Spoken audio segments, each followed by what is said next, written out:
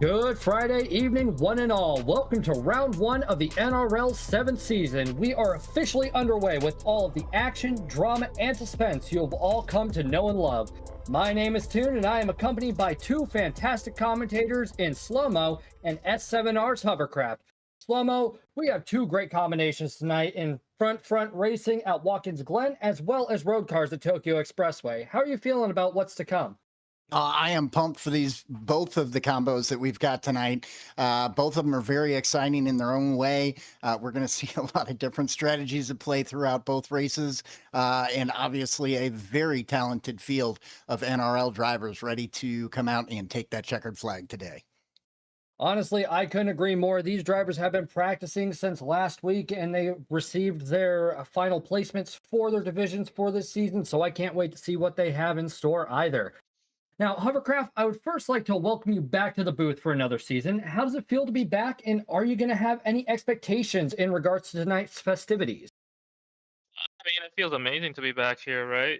So much great racing all throughout last season, and I had a chance to commentate some of it. And, I'm hoping to do it one more time. And I think a great prediction I'm going to have tonight is I think today we're really going to see how the rookies versus the veterans in these NRL drivers are really going to be, matching up, and how much of a disturbance the rookies and the newcomers are going to have onto the season.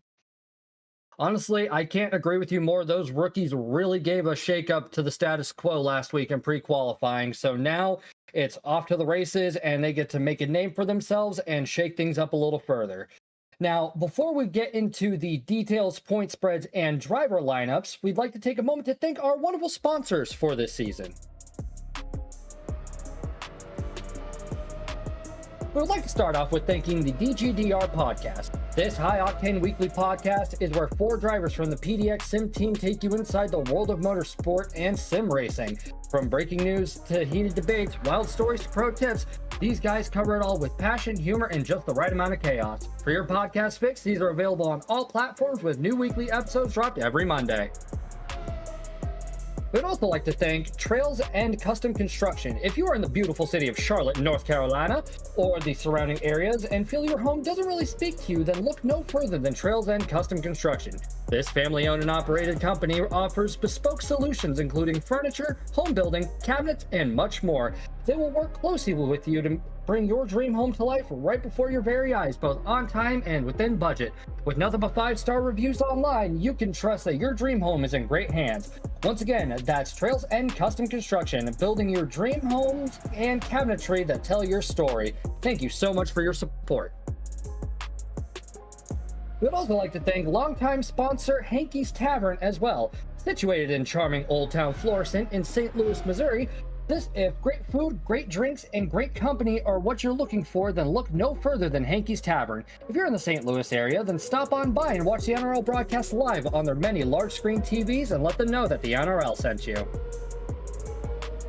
Lastly, we would like to thank Little J's CPA. Turning streams and side hustles into smart money moves, whether you're building a small business, growing a brand, or cashing in on streaming income, will help you track earnings, maximize deductions, and keep more of what you've worked for. You focus on building, we'll handle the numbers.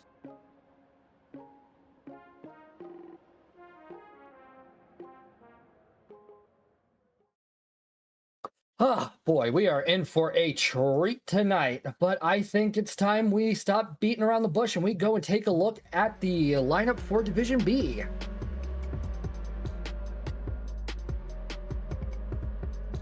For tonight's Division B race, we go to New York and to Watkins Glen, where our drivers will be in the Suzuki Swift Group 4 car. They will be doing 24 laps on racing soft and or mediums with no required tire compound.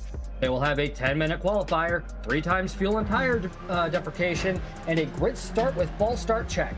BOP is on with brake balance allowed. They will have to contend with a staggering 3 liters a second refuel rate, and they'll have heavy damage, meaning it can only be mended in the pits. With all of that said, it's off to Slow-Mo in the points corner to tell us how scoring will work this season. Yeah, thank you so much, Toon. So points are done similar to the old F1 style there. So the race winner will receive 25 points for that first place win, second place with 18, and down the line from there, you'll see all of those values shown there on the screen. There is a fastest lap bonus, but that driver does have to come in the top 10 in order to get that additional point. And keep in mind, these guys are jockeying for those 14 positions in the overall final. Thank you very much, Slow-Mo. Making our way over to the driver lineup for Division B tonight, we have Bells 1S, Corridor 71, IORT Fishtail, Luis, Lyric, MD Hop 2, MK3TTWHR, PDX Sim PSVR2, Prod Captain Slow, Robson, Sugar Shuffles, VIP JP Scale, VIP Rowdy Burns, and Z Eller. Listed next to their names are their Twitch or YouTube information, should it be applicable. Please do feel free to check out any of the drivers listed on screen, but if you do, make sure you leave this tab unmuted so you don't miss any of the racing action.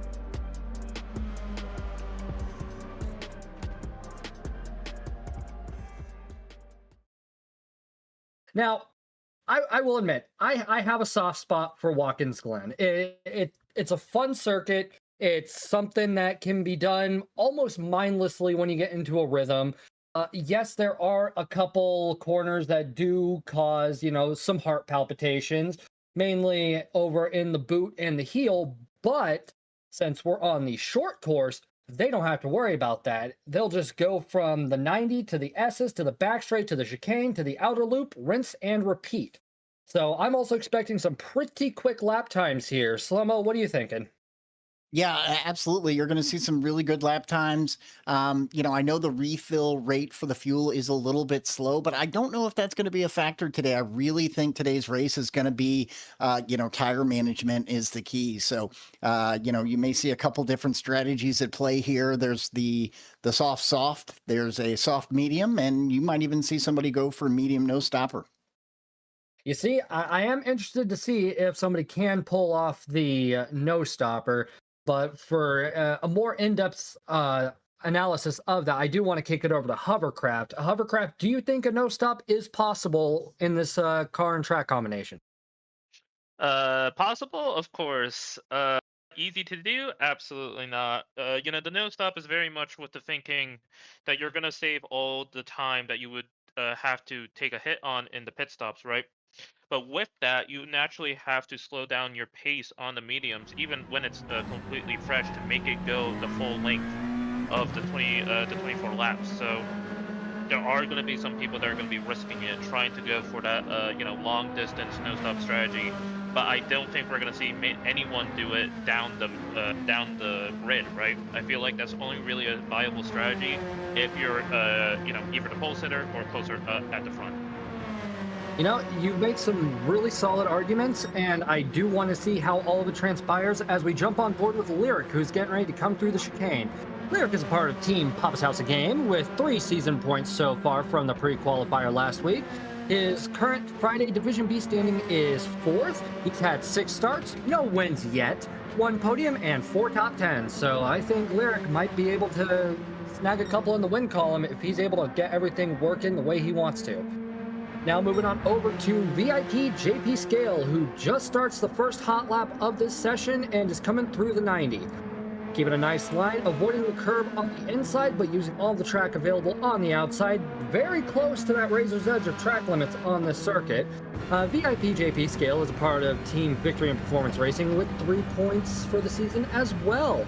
Current Friday Division B standing is P3. This is his NRL debut, and you can find him on YouTube at JP_Scale. Now, as we see JP Scale coming through the backstretch up to the inner loop chicane, how's he going to take this? Downshifting into 4th, curve on the right, on the left, keeping it tight and getting it out on the exit to the left side, and that's textbook. Coming in through the outer loop, just feathering the throttle a little bit and easing on, trying to prevent as much understeer in this FF car. I'd say he's doing pretty good. Already at the 53-second mark. I think we're going to be seeing some of the faster lap times in about the 105, 106 area, Slow-Mo? Nope, maybe higher. Yeah, I think it'll be closer to the 115 mark. Maybe even a little bit less than that, but I think in that general area there. You're honestly right. As we see a 115, I'm so used to the Group 3 cars where you do sub 1 minute laps, so That was a quick shakeup. Oh, and Corridor comes and takes pole with a 1:15.291. Now, we follow Bells, who's a part of Team Papa's House of Game, currently nil points for season points, and currently sitting in Division B's P14 for overall standing, has had 8 career starts, 0 wins, 1 podium, and 5 top 10s. Let's see if Bells can make some magic happen and get those podiums up and get a couple of those coveted wins this season. Now coming through the backstretch, it looks like Bells will be overtaken by MD Hop, letting the faster car through. Good show of track awareness and sportsmanship. MD Hop getting a little bit squirrely in the chicane and coming on out to the outer loop for the possible 3rd time of asking. So, Hovercraft, I'm looking at these racing soft tires. We're 3 laps in, and honestly, they're looking rather decent. So I think the one thing I'm worried about for these drivers is that fuel gauge, because 3 liters a second is not something to scoff at. Do you think they'll have to focus more on the fuel management rather than the tire management? Well, you know, what I can tell you is that, speaking to some of these drivers before we got onto the broadcast tonight during the practice sessions, a lot of them found out that there's a short shifting trick, right? You're noticing on some of these hot laps, these drivers are not revving it all the way to the end of the rev gauge. They're short shifting it to, I think it was 6.5k RPM is where they want to shift it. That maximizes the gear's horsepower and torque, and at the same time it reduces their fuel usage. And what I've been told, not that I have personally done it, but if you short shift it correctly, you'll be able to do this entire race without refueling. Oh, so there's a specific spot in the power band where you... Okay, I didn't know this was a car you wanted to short shift. I thought it was a car you rev the daylights out of because of the turbo. Exactly, and these kind of things are exactly what separates, the great versus the average drivers in NRL, right? These guys are doing so much practice throughout the weeks, just trying to do everything they can to maximize their pace in these cars, and naturally, these kind of discoveries are not even surprising. They're just par for the course for these drivers, as I say that. Oh, and it looks like Corridor goes in, even though Corridor was purple all the way through. Then again, that front end damage would have slowed him down and taken away that purple lap. So it is unfortunate to see, but I think Corridor will have enough time to try and bounce back from that as we go and jump on board with PDX Sim PSVR2 as Bells goes way off track to possibly allow him through. Not 100% sure. But PDX Sim PSVR2 is part of the PDX Sim team, hosts of the DGDR podcast, with 3 season points so far, currently sitting at P5 overall in the Division B standings. This is his NRL debut, and you can find him on YouTube at https:/nothing else. That's actually a clever name. Now, as we see Sim come through the outer loop and round out his lap, currently sitting about a 48-49 second, coming through the time check. What are we looking at so far? Is Sim going to be running faster? Nope, running a little bit slower by a little over a quarter of a second.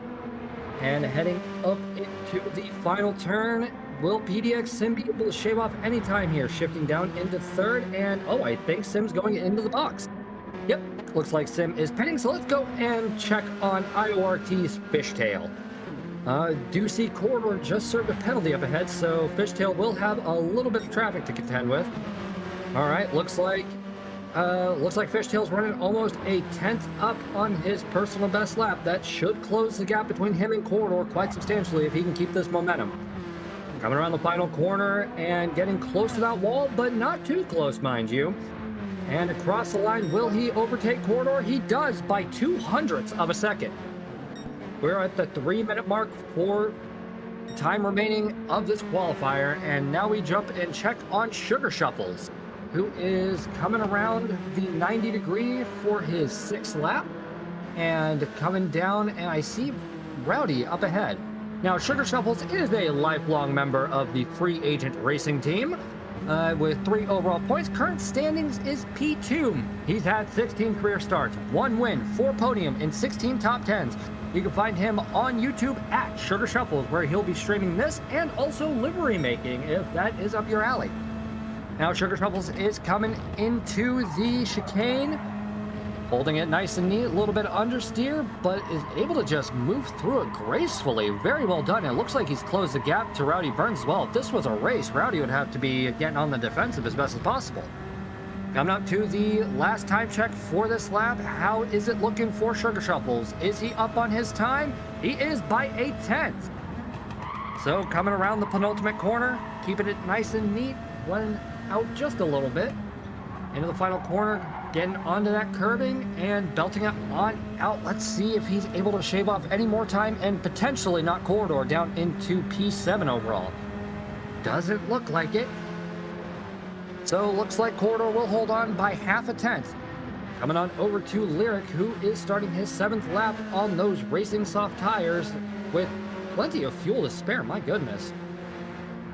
Coming out through the S's and onto the backstretch, it is Lyric. He's got to shave off 0.03 of a second to get that top 3 spot in qualifying.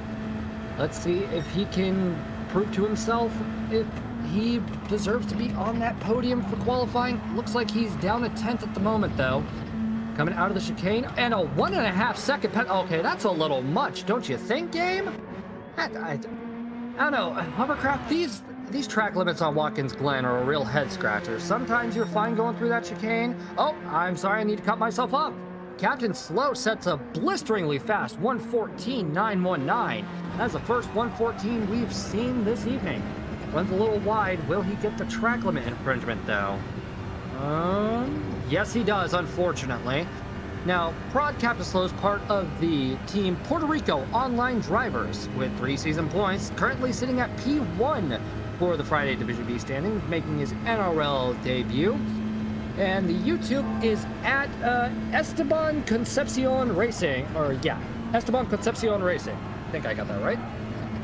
Now, anyway, looking at this track limit infringement, is it me or the track limit's pretty bipolar on this circuit, Hovercraft? They are, and they very much, oftentimes extend out to the curb, right? But it's so easy trying to maximize your minimum apex speed, especially at the bus stop, right?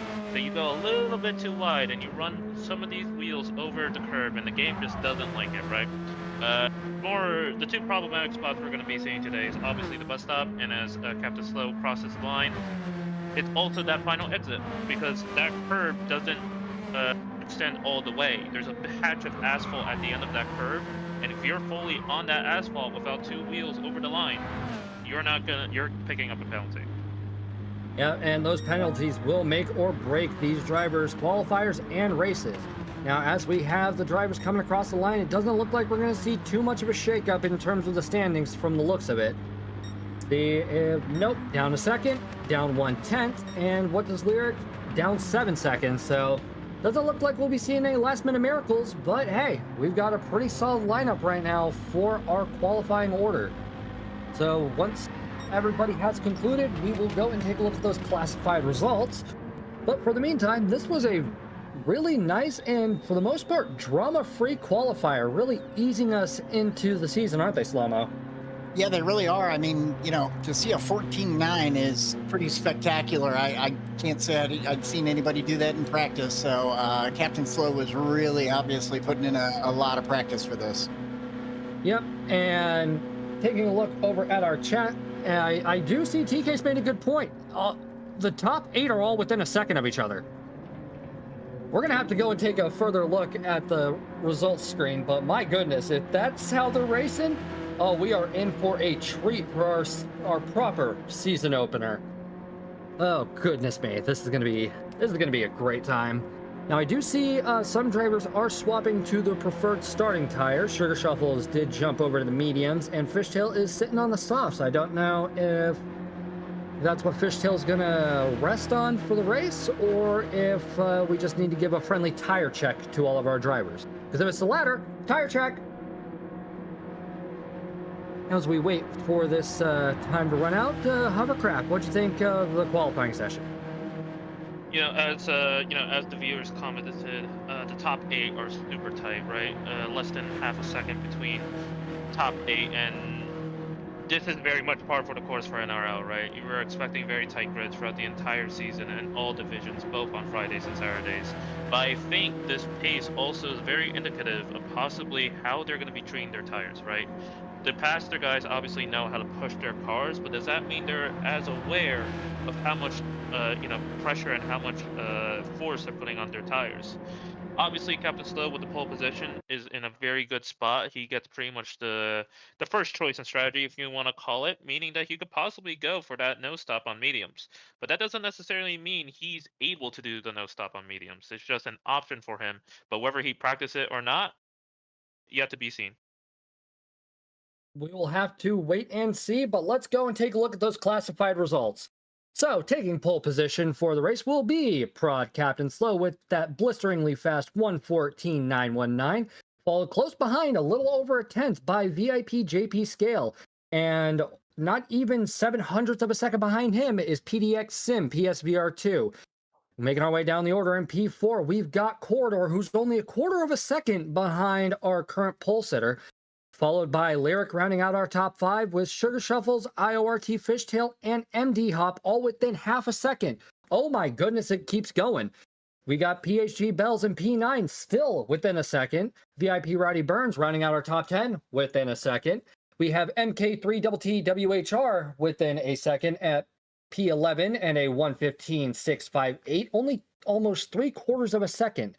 And then rounding out our grid tonight will be Z Eller with a 1:16.615, a little over a second and a half behind, but qualifying's not indicative of race pace, so we'll see if anything changes there. Now, Slemma, I'll start with you.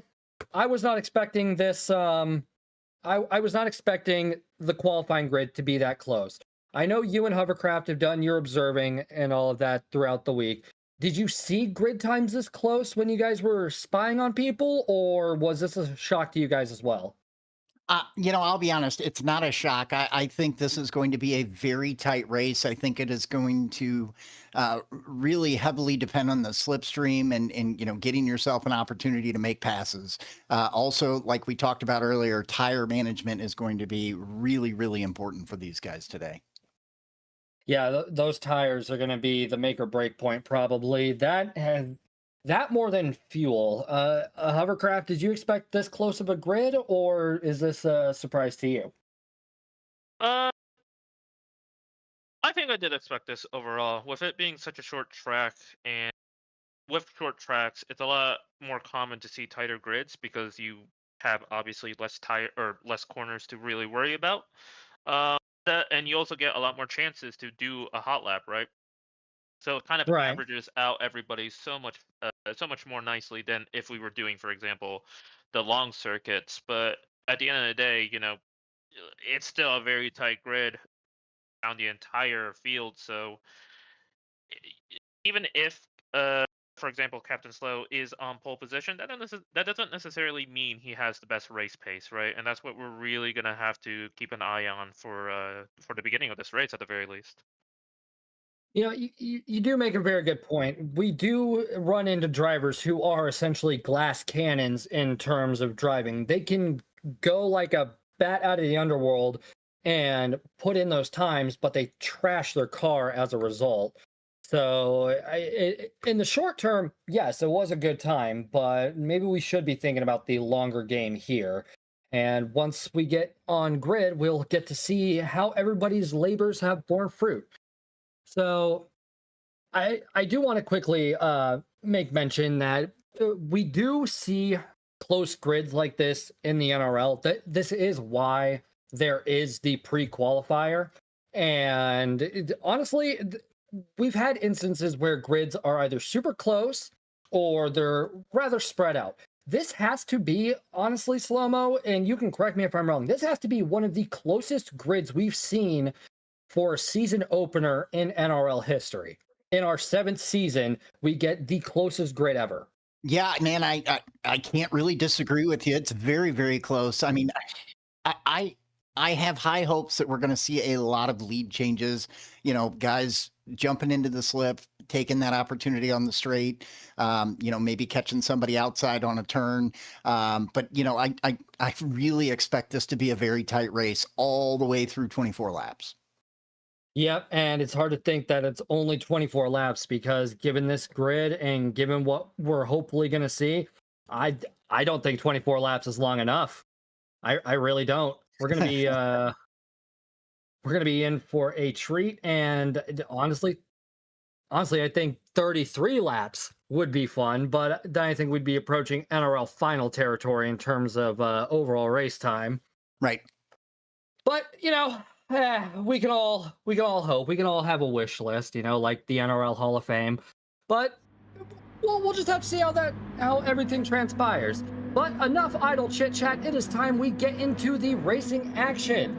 We've got everybody lined up. This is the first of 5 rounds with championship implications, and the lights are on. Will they be ready? They are, and nobody jumps the line from the looks of it. We are good to go. We are away for round 1 of Division B on Fridays, and we've already got 3 abreast as we come into the 90. Looks like Captain Slow just beat the pack of hyenas, but it looks like JP Scale had a better run right out of turn 1 and is now leading the charge for the first of 24 laps. Captain Slow does get a 1-second penalty for the track limit infringement, though. That is really going to dampen the efforts, but it's better to get it now than on the final lap. As we see Captain Slow side by side with JP Scale. Will they go too wide into the chicane? Dare they try? Who's going to back out first? Is anybody? It looks like JP Scale acquiesces just a little bit as they come into the chicane, and it looks like JP Scale will sit in P2, but will get that race lead right back once the penalty line hits.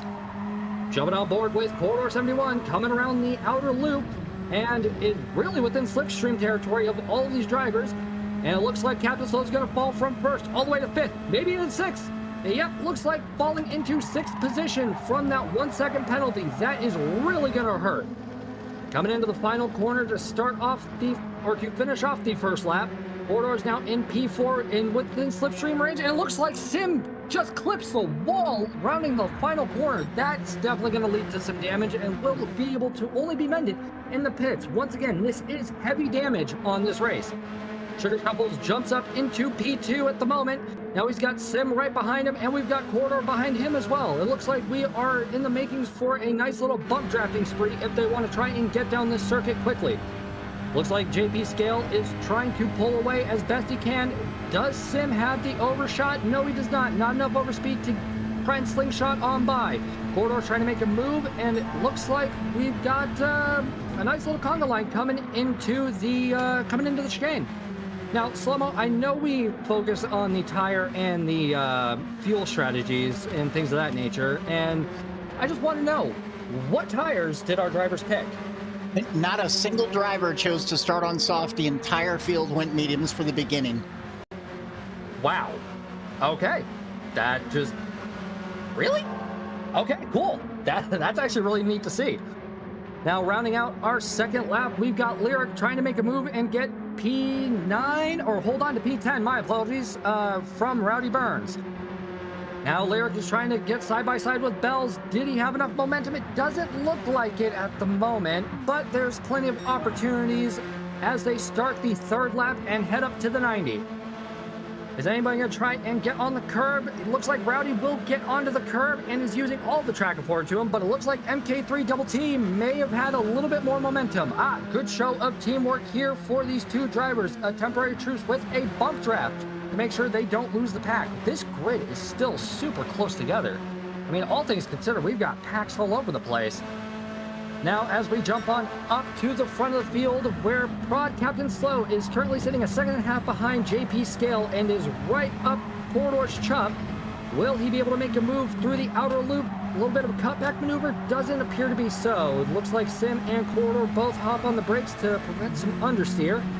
And off to the latter half of the circuit they go. Prod is currently trying to make sure he can keep up with Corridor and maybe using some of that slipstream range, and a dive bomb on the penultimate corner to take P4 off of Corridor's hands. Will Corridor have a response at the final corner? It doesn't appear to be so. So I think Prod is really trying to get back to where he started. Take a look at the replay. Let's go and get another look of that beautiful send up the penultimate corner.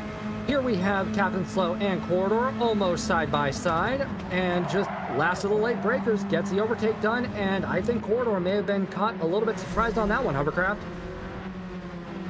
Yeah, it's such a risky move, especially going into that sort of corner, right? Typically the thinking is you actually want to defend the outside of the first corner, that way you get the inside on the final corner. But it looks like Corridor just thought that Captain Slow was gonna back out, and he was just left surprised. He left the door open, and Captain Slow very handily took the position away. Yep, very handily. Now looking at Z Eller, who is up to 8th place from 12th since the start of the race, and is already right behind Fishtail. So I think Eller may have played a little bit of mind games, because he is moving on up the field at the moment. Coming out of the outer loop and up towards the penultimate corner, he's got Bells right in tow, as well as Lyric et al. He's currently down about 3/4 of a second on his personal fastest lap, so he's losing a little bit of pace, but I think that could be because of racing action. And speaking of racing action, Eller goes way off in the penultimate corner. Will he get a half-second penalty from it? He got a 1-second penalty from it. That's a little harsh, don't you think? But, okay. Now, Eller is going to have to contend with the 1-second penalty and P9. Making our way up the field and checking in on Sugar Shuffles, JP Scale, and Sim. Looks like Sim is far from out of the woods, because he's got Captain Slow right beside him, and it looks like he's not going to be easing up anytime soon. Corridor trying to dip his hat into the ring, maybe hoping he can get a 2-for-1 special off of the position drivers in 3 and 4 respectively. Coming into the backstretch and up towards the chicane, looks like Sim is going to be holding on for the time being, and into the chicane, Sim slams the door shut and is able to go through the chicane without a hitch. Coming into the outer loop for the 5th time of asking. Everything's looking cut and dry for Sim at the moment. Looks like Captain Slow has backed off just a little bit, maybe a little bit of momentum. Maybe Captain Slow doesn't want to battle right here. It's hard to tell with these drivers. And up to the penultimate corner they go. He's running a little bit behind his personal fastest lap, so he's not making any rippling waves, but still making some good headwind. Coming into the final corner and onto the curb and out towards the wall. Will he avoid collateral damage? He does. The Sugar Shuffles grazed the wall, but it doesn't look like it was enough to do any damage. So it's business as usual for the Livery Professional. Coming into the 90 for lap 6. Looks like Sim is going to try and catch up to Sugar Shuffles. Maybe that nudge on the wall did slow him down a little bit. And if Sim can put Sugar Shuffles between himself and Captain Slow, I think that would be a very fortuitous position for him. Now, Slomo, we're already 6 laps in, and the grid has fanned out just a little bit, but from what I can see, we have some really tightly knit packs throughout the field, as we see Sim going purple by almost 1/4 of a second. Yeah, absolutely. I mean, you're seeing JP Scale who's trying to pull away ever so slightly. I don't think he's quite able to get away from the group, but he's got himself a little bit of room. And then, just earlier, you saw a lot of passing here between 2, 3, and 4. So those guys are definitely jockeying for positions. Wonder if, there's any mindset to where, maybe not fighting for positions this early and managing your tires a little better. But we'll see how this plays out as these guys are, 6 laps into their 24-lap race. Oh, goodness. And I think PDX ended up in the wall a little bit there. Ooh, that is going to definitely slow him down if that is the case. But yes, you make a very good point, and maybe just moving. And I'm getting word from production that, yep. And my apologies, MD Hop is currently trying to hold off Fishtail and Lyric. God, that is not a pleasant sight to see. Just imagine being the driver in that car. You've got 2 very talented, very hungry drivers right there, and they're both itching for you to make a mistake. That level of pressure, it takes a different breed of human being to withstand that kind of constant pressure while moving at such a high speed. You've got so many things to focus on. These drivers are really in a league of their own. A little bit of door nudging between MD Hop and Fishtail, but looks like no damage. More of a reminder of, hey, I'm right here next to you. And coming into the outer loop with MD Hop and Fishtail. Fishtail is on the inside. Can he make it work? He's almost completely side by side, but I think the overspeed goes to MD Hop on the outside. So maybe the outside line is the faster line for that corner. Coming into the penultimate, and it looks like we've got a nice little trio here, really vying for position. making our way over to the final corner and onto the front stretch and checking in on Sugar Shuffles, who is also in a bit of a precarious situation himself. He's got Sim, he's got Captain Slow, he's got Corridor, all ready to roll and ready to just take him. Oh wow, we've got Sim way off, and I think Sugar Shuffles went a little too far off as well. Now, will we see some penalties? Yep, it looks like a half second for Sugar Shuffle and a 1 second for Sim.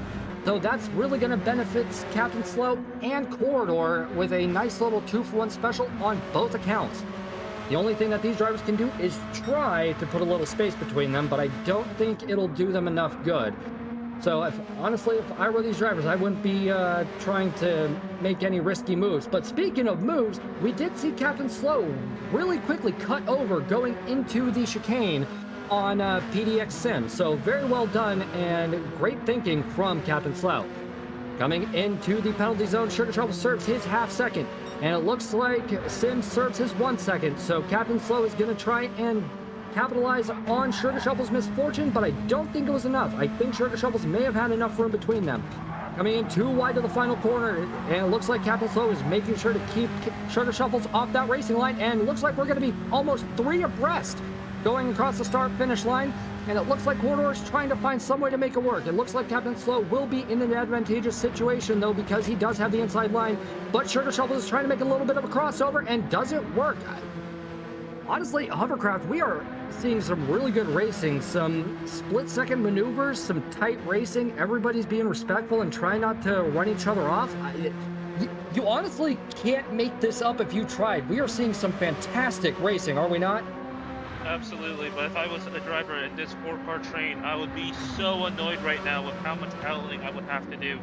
The JP scale has gained, I believe, 2 seconds within the last 2 laps, purely because this 4-car train does not want to let anyone by, and that's just giving such a huge advantage to him right now. If he wanted to, he could slow the pace a little bit and absolutely do that no stop on the mediums, just because of the gap that has increased this last few laps. It's really going to have to, these guys are going to have to hamper down and really maximize the rest of their tires to get something done to put pressure on JP scale. Maybe making him make a mistake, maybe he crashes, maybe something, but JP scale has all the power in this race right now. Oh, I completely agree with you. And speaking of slowing each other down, as we were entering the penultimate corner, I did see another pack of 5 cars really close by. So I think they're slowing each other down a little bit too much. But for our lower ranked drivers or people that don't really know the intricacies of sim racing, can you explain how you go about battling for position and some of the do's and don'ts? I think, when I ever get into a battle, right, I always have to put in the back of my mind, what is my strategy? Do I need to go long? Am I going to be going aggressive with pit stops? What am I doing overall in the race? And that's how much that's the starting point of whenever I want to battle. Sometimes the strategy is very straightforward. I have lots of tire wear left. I have lots of fuel to play around with, so I am able to afford myself to get aggressive, able to go for those dives, able to put pressure, able to try to disrupt the other drivers' lines. But sometimes, especially in a race like this, where strategy is so important and those tires will die if you don't take a good eye on them, I may not be so interested in going for these long, multi-lap battles. I'm more thinking I kind of want the faster guy to, let go, especially right now. Captain Slow is probably the fastest driver on track right now. He holds the fastest lap, so if I'm any of the other cars in the train, I want to let him go and try to reach JP scale so they start fighting and they start falling back my way. See, I like that. That's a lot of foresight and really focusing in on the mental aspect that is sim racing, because you're trying to get the other drivers to play by your rules. So thank you very much for the insight. Now taking a focus back over to the action on the track, we've got VIP Rowdy Burns, and he's only a 10th ahead of IRT Fishtail at the moment, and probably less than a quarter of a second ahead of MD Hawk 2. And these drivers are doing everything they can to try and get as many points as humanly possible. This is on the F1 scoring system, mind you, pre-2025. So every single point matters, especially because first place gets a whopping 25, as we see Fishtail and Rowdy Burns side by side right now, coming in towards the penultimate corner. Who is going to give first? Rowdy does have the inside line, and it looks like he does have just a nose of an advantage. Rowdy going for a little bit of lawn mowing through the penultimate corner. Will that slow him down? Did he get dirty tires? I'm not 100% sure. But Rowdy is leading the charge right now between himself, Fishtail, MD Hop, and the driver in P11. So it looks like Rowdy is going to have his work cut out for him and really can't be taking risky maneuvers like that lest he lose not 1, not 2, but 3 whole positions, especially if he gets a half-second or a 1-second penalty. Coming into the downhill section and up towards the S's, how is Rowdy going to fare against these drivers? Looks like there's no real shakeups at the moment, but it looks like Fishtail is trying to find some way to get around Rowdy and leave him in the rearview mirror for hopefully the last time this race as we approach the halfway point. I do notice we have yet to see any drivers go into the box yet, so... Oh, and big contact between Rowdy, Fishtail, and the barricade going into the chicane. That is a whole lot of damage. Let's go and take a look at... Oh my goodness, that's really got to be demoralizing. So let's see what went wrong here. Coming up into the back straight, everything's looking fine, and heading up towards the inner loop chicane, we got Fishtail and Rowdy side by side, and it looks like Rowdy just turned in a hair too soon. It was a slight miscalculation. It did cause a little bit of collateral damage, so I think the stewards will be taking a look at that one after this broadcast has concluded. Yeah, and Rowdy's got damage as well. If you look at that down bottom left, you'll see where his tires are. He does have front end damage, so that's going to cause a significant slowdown to him for the remaining, 11 laps. Yep, 11 laps should he decide not to pit, because I know that damage is going to slow him down incredibly. And I know MD Hop and others are going to be chomping at the bit to get around him now, but... Wow, this is a tough position to be in for Rowdy Burns. Beneficial for Fishtail, but again, this was not the way you want things to happen, all things considered.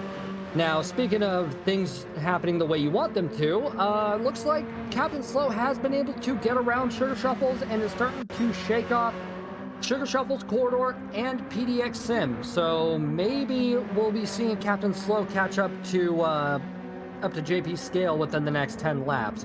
Or no, it looks like Captain Slow is going into the box, the first of our pitters.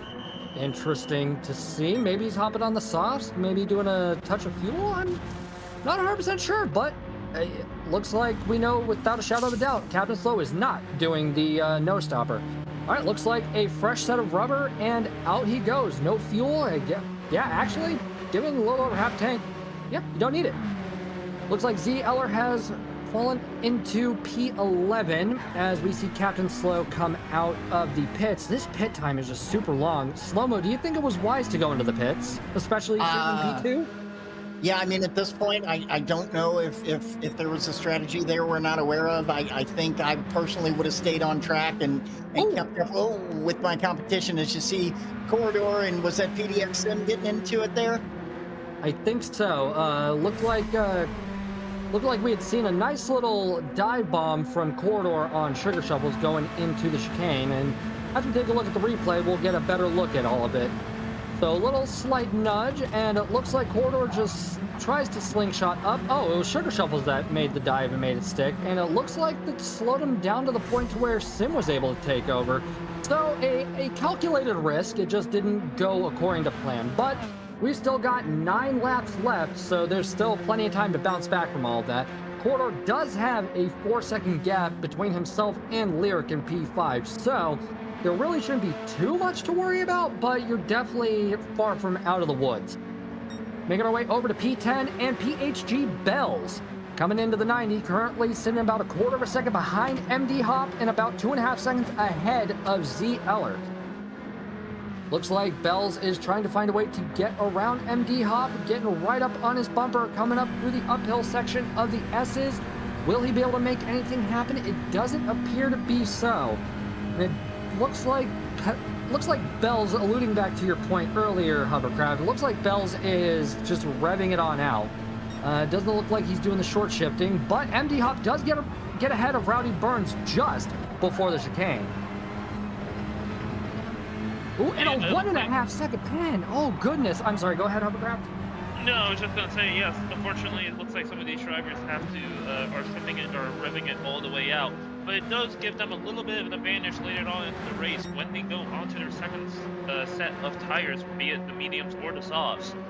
They're going to have a lighter fuel load, roughly, more or less, which does allow them to drive a little bit more aggressively on the tires without having to worry about as dangerous of a tire wear. You know, you do make a really good point. The overall weight of the car is actually an underlying factor that we don't really consider all too much when racing or just spectating. Now, I do see Sugar Shuffles is giving Sim a bit of a nudge to try and speed him up and try and close that 6.5 second gap between themselves and JP Scale. Honestly, yeah, that battling really did them more harm than good because JP Scale has just been able to walk away with this race. But can he hold on to that lead for the next 8 laps? It looks like that time is staying about the same, maybe plummeting by a couple hundredths here and there. So I think it's gonna take quite a bit for those two to catch up. Either a lot of cooperation, or it's gonna take a rather lofty mistake from JP Scale. Now, looks like JP is not going to be going into the box anytime soon. Still has tons of tire life left, a little under half a tank of fuel, and only 7 laps remaining.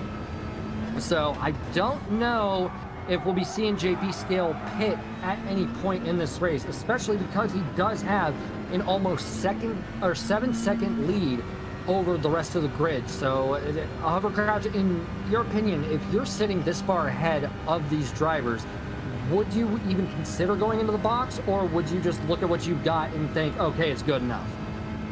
To me personally, I think I would take the risk and go for the no stop. Having a nearly 7-second lead in such a tight pack is a miracle in itself, right? Obviously, JP still did amazing work to get that position early on and take the lead, but having, you know, the luck also of the cars behind you have so much battles and so much fights and losing so much time, you have to take the opportunity here. I do want to take note of Captain Slow. He was the first one to go into the pits, and I think his strategy or his way of thinking was that he was fighting so much with that 4-car train that he wanted to actually go into the pits, take another set of mediums, knowing that the guys all ahead has to do is now forced to do one of 2 options.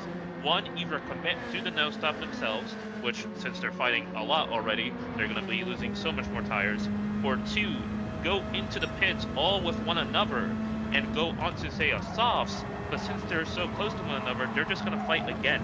They're just going to be wearing those tires out again, giving Captain Slow such an advantage. As I say that, he gets a half-second penalty, not going to help him in his regards, but he does take over the first of the non-pitters in Z. Eller. Yep, he does unfortunately get a half-second track limit infringement, which will damper his efforts a little bit, but it does look like he's starting to walk away from Z. Eller. So maybe this half-second penalty won't do too much harm, but let's go and take a look at what's going up at the front. So Sugar Shuffle sitting in P3 at the moment, is trying to get around Sim as best as humanly possible.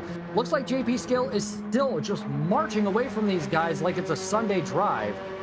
Making a look over at Corridor, who's just about a quarter of a second behind Sugar Shuffles, and they have a 6.5 second gap between themselves and P5. So really, they can do a little bit of battling as long as they keep it, you know, clean and respectful, but they shouldn't get too lost in the mix. Otherwise, they'll wind up slowing each other down, and then you'll see the likes of Lyrics, MK3 Double T, Rowdy, and Fishtail, among many other names, throwing their hats into the ring for those podium positions. And it's got to be hard on Corridor, just right there on the steps of the podium, so close to greatness, and you've got the likes of Sugar Shuffles and Sim to contend with, and these guys are really running a clinic around this track. They are doing everything they can. Now, I should also make special note that Corridor is the defending champ from last season, so the expectations and the pressure's already high for this gentleman. But I think we're only on round 1. We've got 4 more rounds after this before the finals, and we also see Corridor go purple by a little over 100. I think everything's going to be A-okay, and Corridor will be able to bounce back from this, but I don't know. It's just got to... This has to play some factor into the overall morale. Now coming out through the outer loop and heading up to the penultimate turn to start round 20. It looks like Corridor's doing everything he can to catch up, and it's really... This is a tricky situation because you could get a 2-for-1 special, but I don't know. I'm not good at risk assessment. Slow-mo, what would you do if you were racing in Corridor shoes right now? Yeah, I mean, it's a really good point when you say risk assessment, because that's exactly what I would be doing, is trying to pick the best spot where, maybe I'm not going to push too hard to get a penalty or trash my tires at the same point. You still have 4 laps you got to go. So it is all very calculated for these drivers right now. I mean, personally, I would try and bide my time until we've got maybe 1 or 2 laps left and then try to push. Yeah, I could see that. Maybe I'm just impatient because I'd be like Corridor right now, kind of bobbing and weaving, trying to figure out where I can get an overtake done, especially because it looks like Sim is slowing down Sugar Shuffles, which as a result is slowing down Corridor, which by extension is allowing JP Scales to give himself an over 7-second, almost 7.5-second lead. But it doesn't look like they're battling near as hard as Lyric and MK3 Double T, because that gap between P4 and 5 has gone from 6 seconds to 8. That is a world of a difference right there. But coming into the final corner for the 20th time of asking to start lap 21, looks like there's not going to really be a change up in the overall standings, and I don't believe I'm going to be seeing anybody going to the pits. So we might be seeing plenty of no stops, which I did not expect. Now, Slow-mo, you said you had gotten word from Corridor before the race about his overall thoughts on the car and track combination and a little bit of insight. Would you be able to share with us what you guys have discussed? Yeah, I mean, he was debating a little bit between a strategy of the no stop and then a strategy with the stop. And it looks like he, has made a very good choice in going with the no stop. Ironically, so has the remainder of the field. I'm still shocked to have seen Captain Slow be the only one that's gone into the pits. With that being said, he is working his way up a little bit. He's made his way up into P8.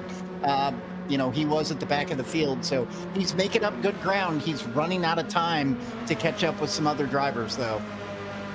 Yes, he is definitely running out of time because we are approaching the antepenultimate round, or penultimate lap, and yeah, there's really not a whole lot you can do. Now, I do see that the tire life on PDX Sim is looking pretty bad, but he was able to have a nice little shootout with Sugar Shuffles coming out of the final corner and was able to come out on top, but just. Now Sugar Shuffles is trying to find a way around, and it looks like almost side by side, a little bit of contact, get a little squirrely, and just nearly misses the wall. That was almost completely catastrophic, but it does shoot Sim all the way down from P2 to P4. I don't know how that's going to look post-race, but thank God it wasn't worse. Corridor tries to make a move, but wasn't able to, and Sugar Shuffles is able to start skirting away. DDX Sim is now about half a second behind P3. So let's take a look at what happened here, looking from the perspective of Corridor.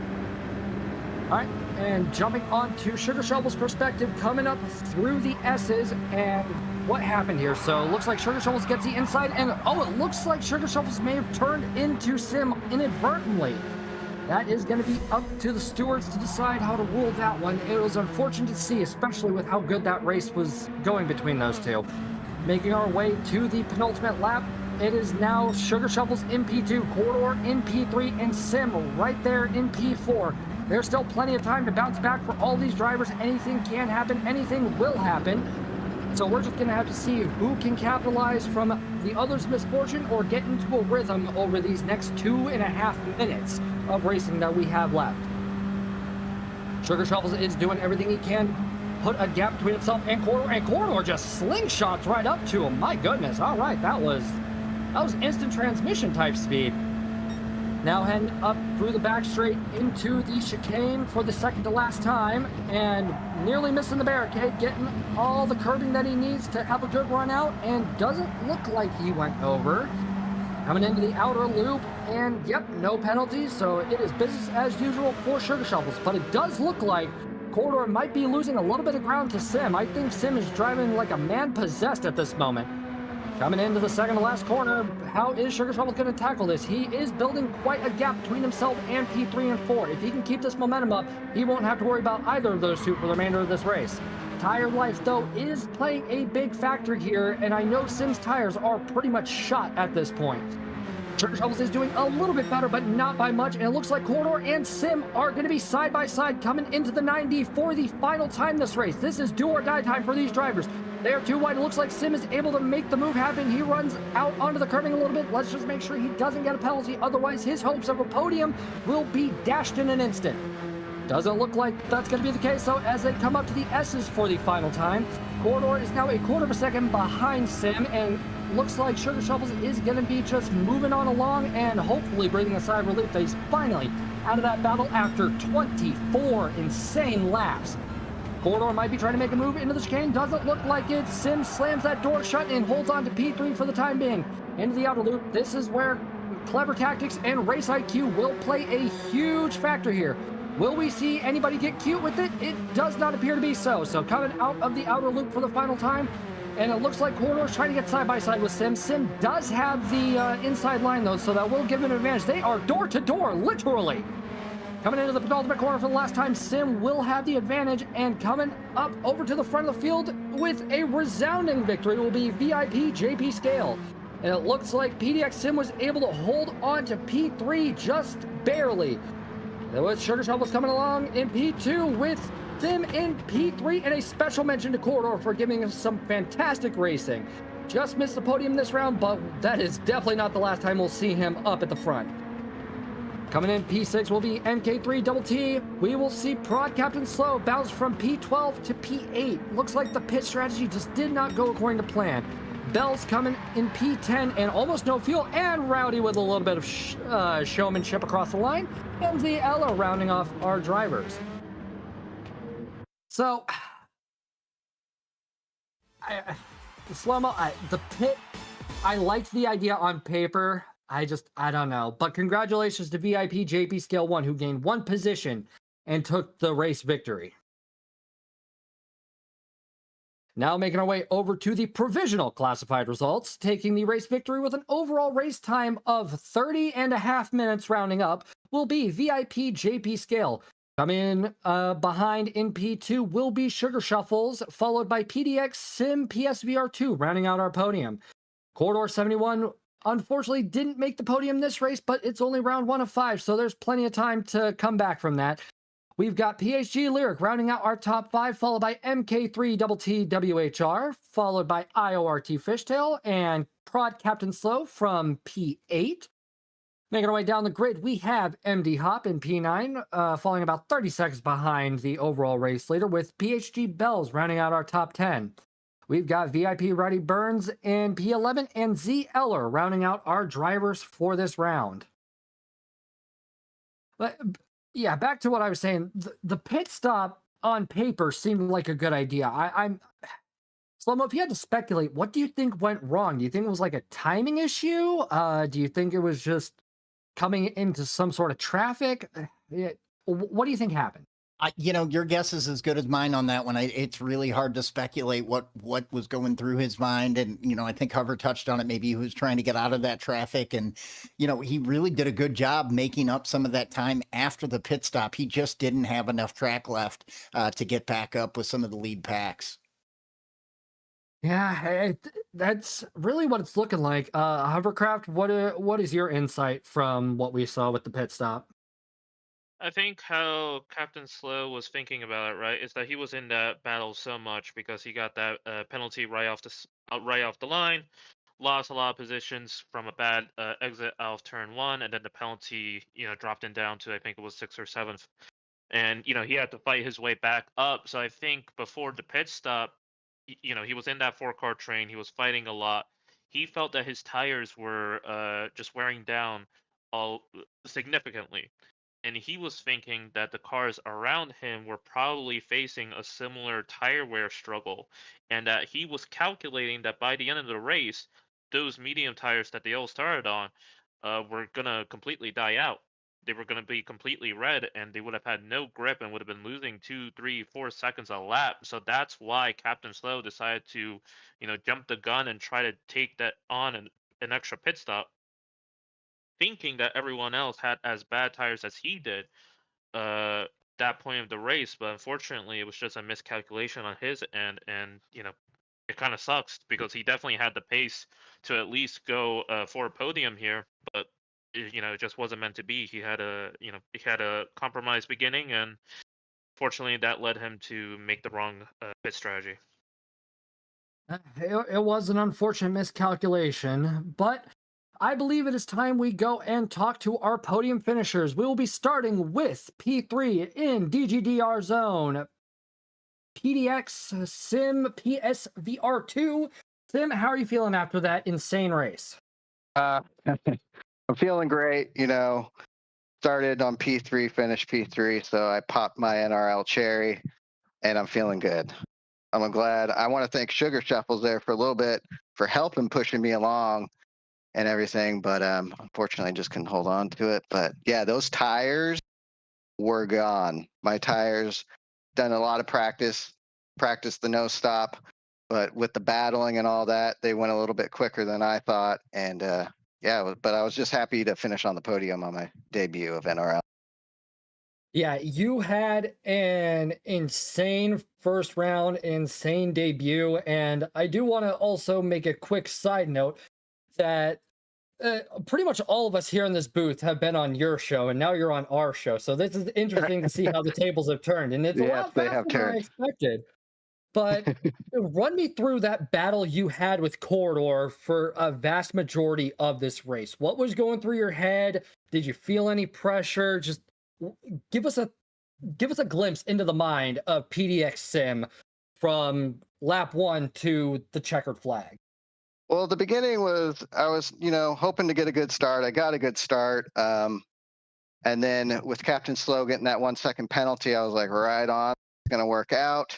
But then I also got the 1 second. But yeah, being with Sugar Shuffles and Corridor behind them after the 1 second, I was just thinking I need to get caught up, get in the slip, stick with them, and then I will find my chance to get by. And when they had their little tussle, Sugar Shuffles and Corridor into the bus stop, that was my time to make my way through and make things happen. And I'm glad I was able to make it stick. Yeah, it looks like it was a very fortunate sequence of events for you, and it helped make sure you stayed in P3 to get here into the podium booth. Hovercraft, do you have Yep. any questions for Sim? Yeah, first off, congratulations on P3. On your debut, you get, snatch a podium, and it was a fantastic race between you, Sugar, Corridor, and at least for the first half of the race, Captain Slow as well. Yeah. When Captain Slow went into the pit, what were your thoughts? Did you think you would have had to follow him? Do you think it was the bad call on the part of Captain Slow? What were your thoughts when you saw him go into the pits? When I saw him dip in, I was like, oh, yes, thank you very much, because that's going to help me out. Because I knew he wasn't going to make up that 31-second pit loss back up to where we were, especially fighting through the traffic. So when that happened, I was like, okay, now it's Sugar, Corridor, and myself, and we're just going to have to battle this out. And good on those guys. It was a great battle with them. And thank you, Captain Slow, for doing that, because it played in our favor. Of course, no, you did it was a great race between all of you, and we had a lot of fun up here, broadcasting and commentating over it. So, congratulations on the podium Awesome. on your Thank you. debut, and I hope you have a Thank you. great rest of your night. All right. You too. Thanks. All right, and Slomo, do you have any questions for our third place finisher for this evening? Oh, absolutely. I mean, questions and comments. First of all, congratulations representing the PDX team very well in your Yeah. first NRL racing debut. Fire the DJ horns, right? I'm sure you guys are celebrating, going bonkers. You know, it looked like you and Sugar Shuffles had maybe a little bit of contact there going through the S's. From our perspective, it looked like a little bit of a brown pants moment. Can you talk us through that a little bit? Yeah, going up the hill, felt the bump, and I'm in VR, so I'm looking in my mirrors, but I didn't see that happen. I did notice his car was jumping around a little bit, so I don't know if it was connection issues. But yeah, once I felt that hit, I was just praying to God that I wasn't going to totally lose out.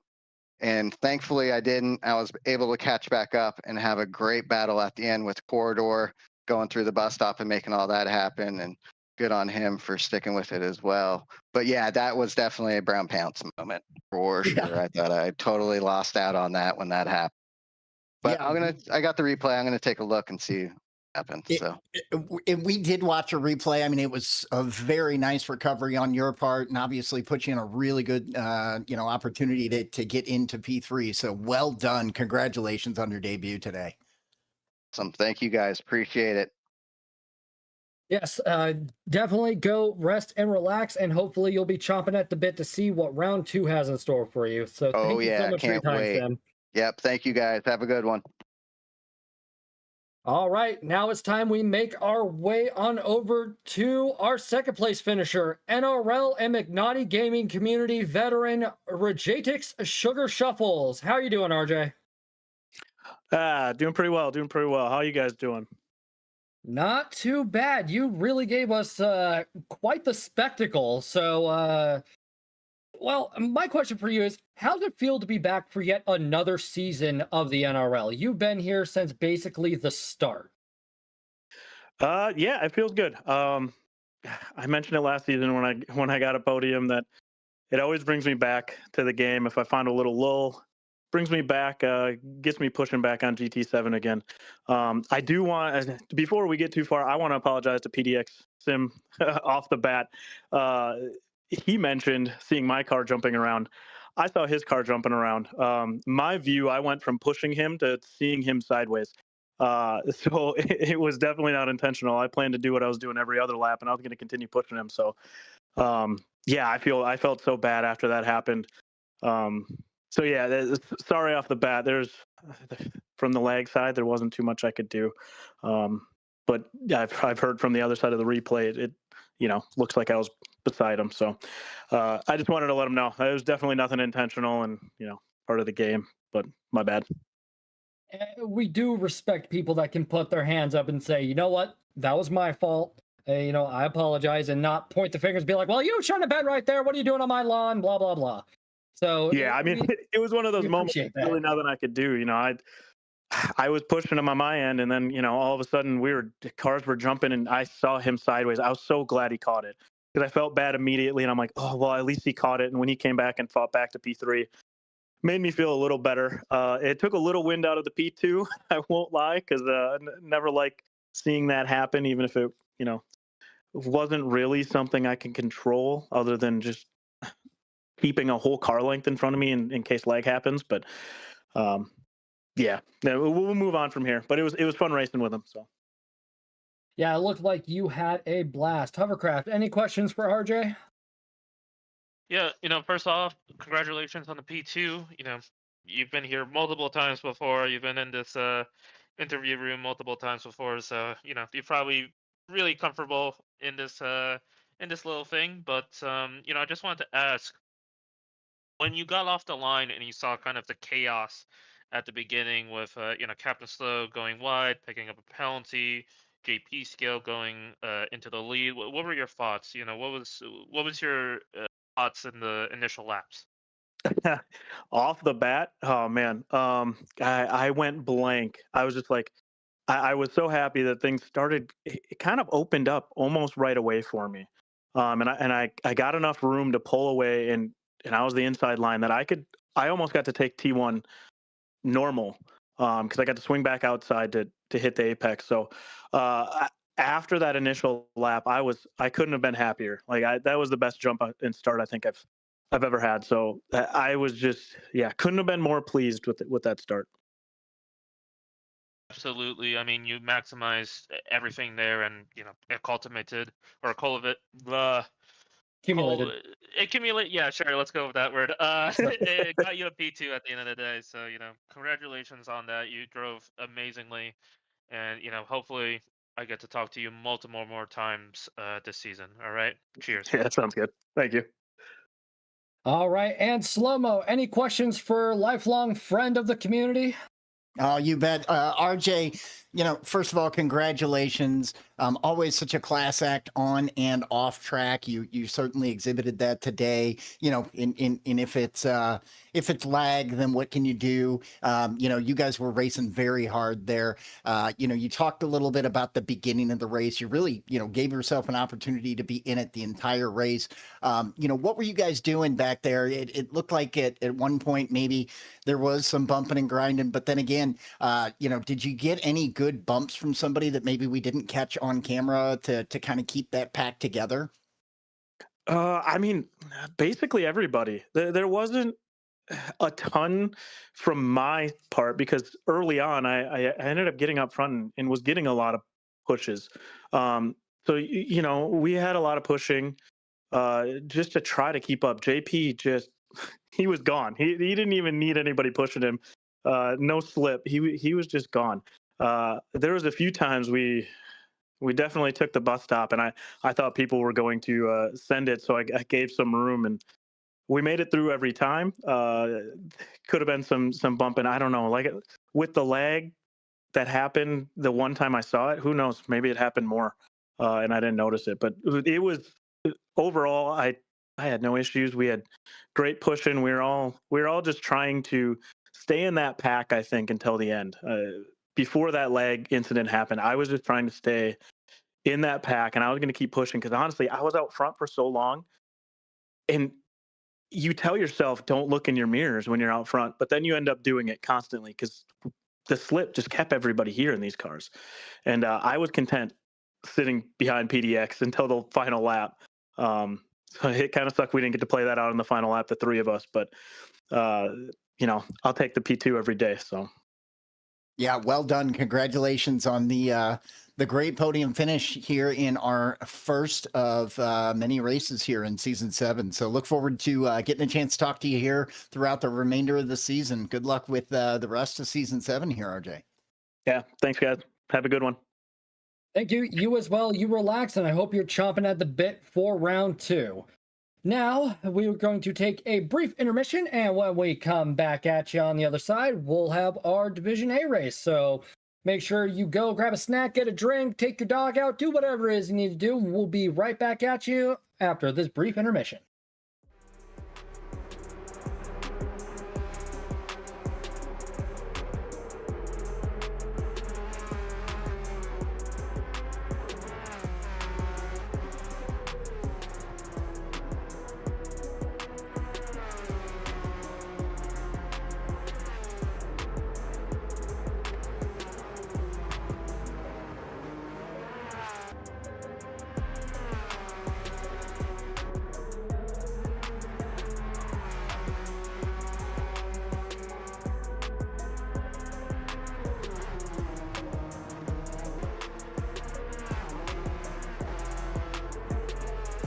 Witness a lakefront transformation right here in the Point. And you may not believe it, but just last year, this home was down to the studs.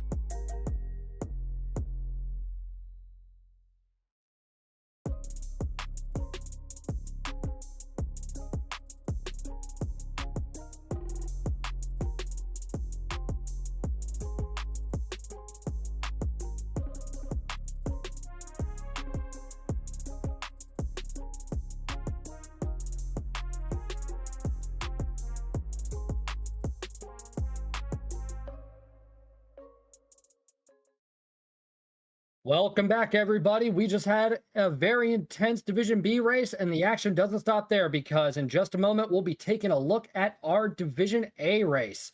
But before we go and take a look at that, let's go and take a look at the provisional standings so far for Division B.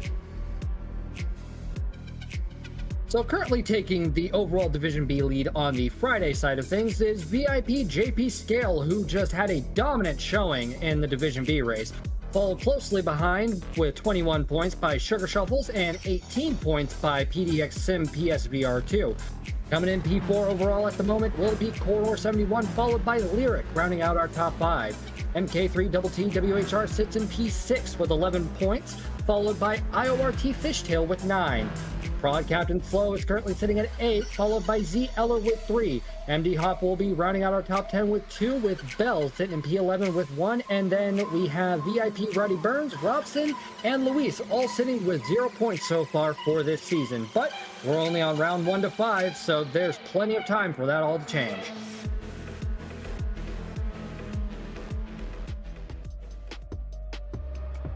With all of the action concluded in the Empire State, we head on over to the land of the rising sun, where our Division A drivers will be driving under breathtaking city lights at Tokyo Expressway, particularly in the south clockwise layout. They will be driving the Lamborghini Murcielago LP640 2009 model. They will be doing 18 laps on sports, soft and or medium tires with no required tire compounds.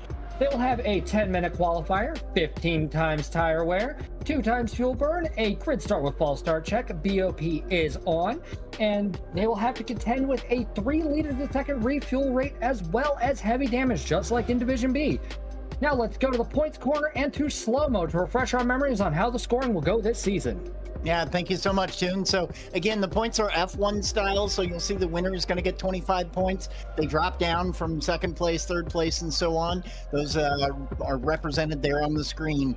Fastest lap goes to the driver there. They do have to be in the top 10 to achieve that 1 additional point. And obviously, these drivers are fighting for one of those top 14 positions to get themselves into the overall final. Thank you very much, Slow-Mo. Making our way over to the driver lineup for our Division A race this evening, we have a higher place, Alicos 1, Audgie the Squirrel, Bacon Dance, The True Serum, Drobo, Flobster, Hondo, IRT Azriel, Moose 21, Negative Waves, S7R's Wid, Shred, and VIP Left to Pass You. Just like with Division B, listed next to their names will be their YouTube and or Twitch information should it be applicable. You could possibly find them streaming their point of view of the racing action, so feel free to go check them out. But if you do, make sure you leave this tab open and unmuted so you don't miss any of the racing action.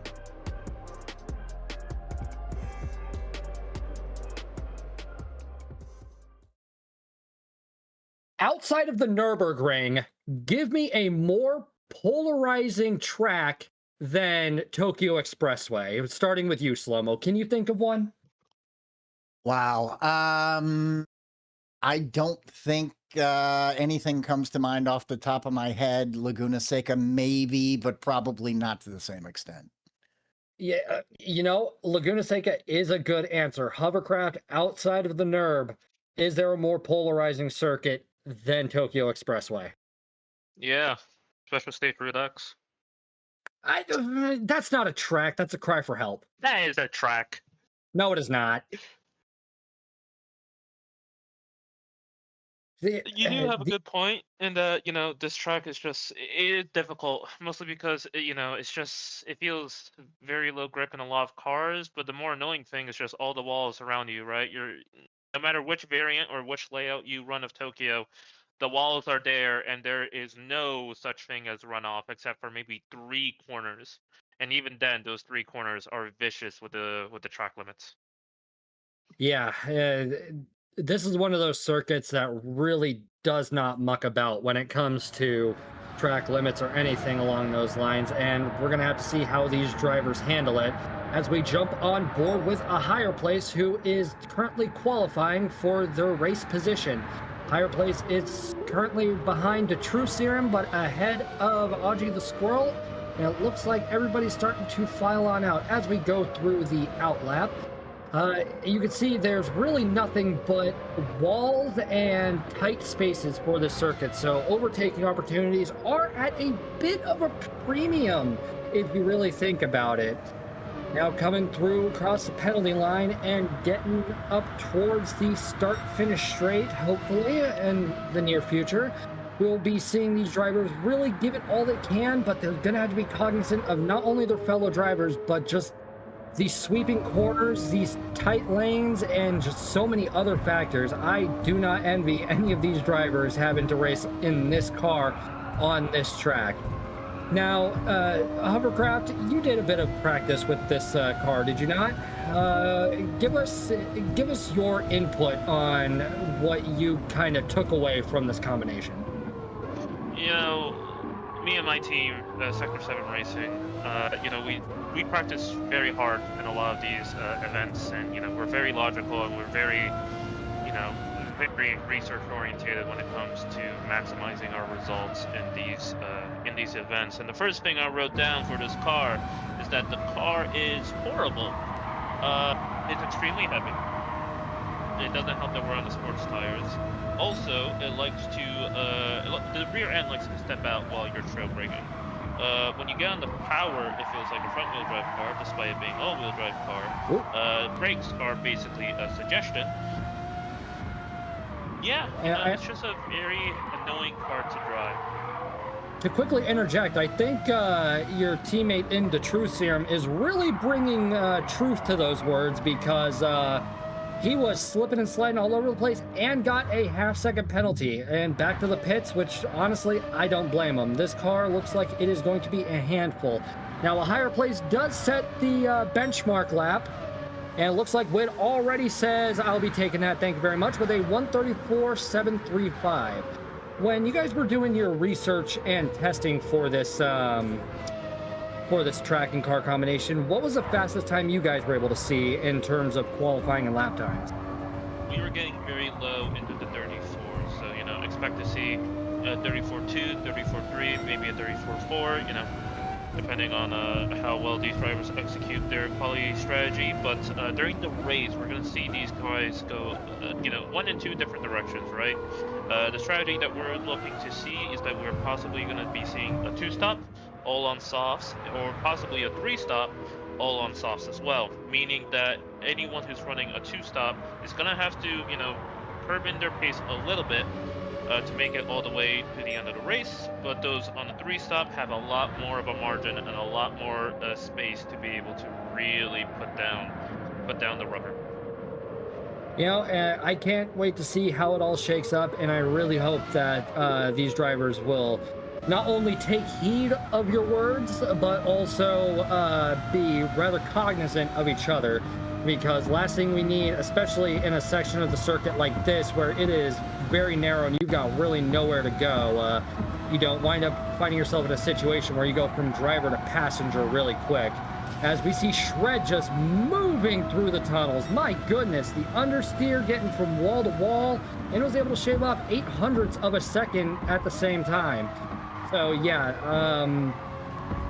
hopefully these guys are ready, because I don't know if they fully comprehend what they've just signed themselves up for. Ooh, getting a little squirrely out of the chicane is Shred, but he's able to hold on to it, but gets a 1 second penalty for it.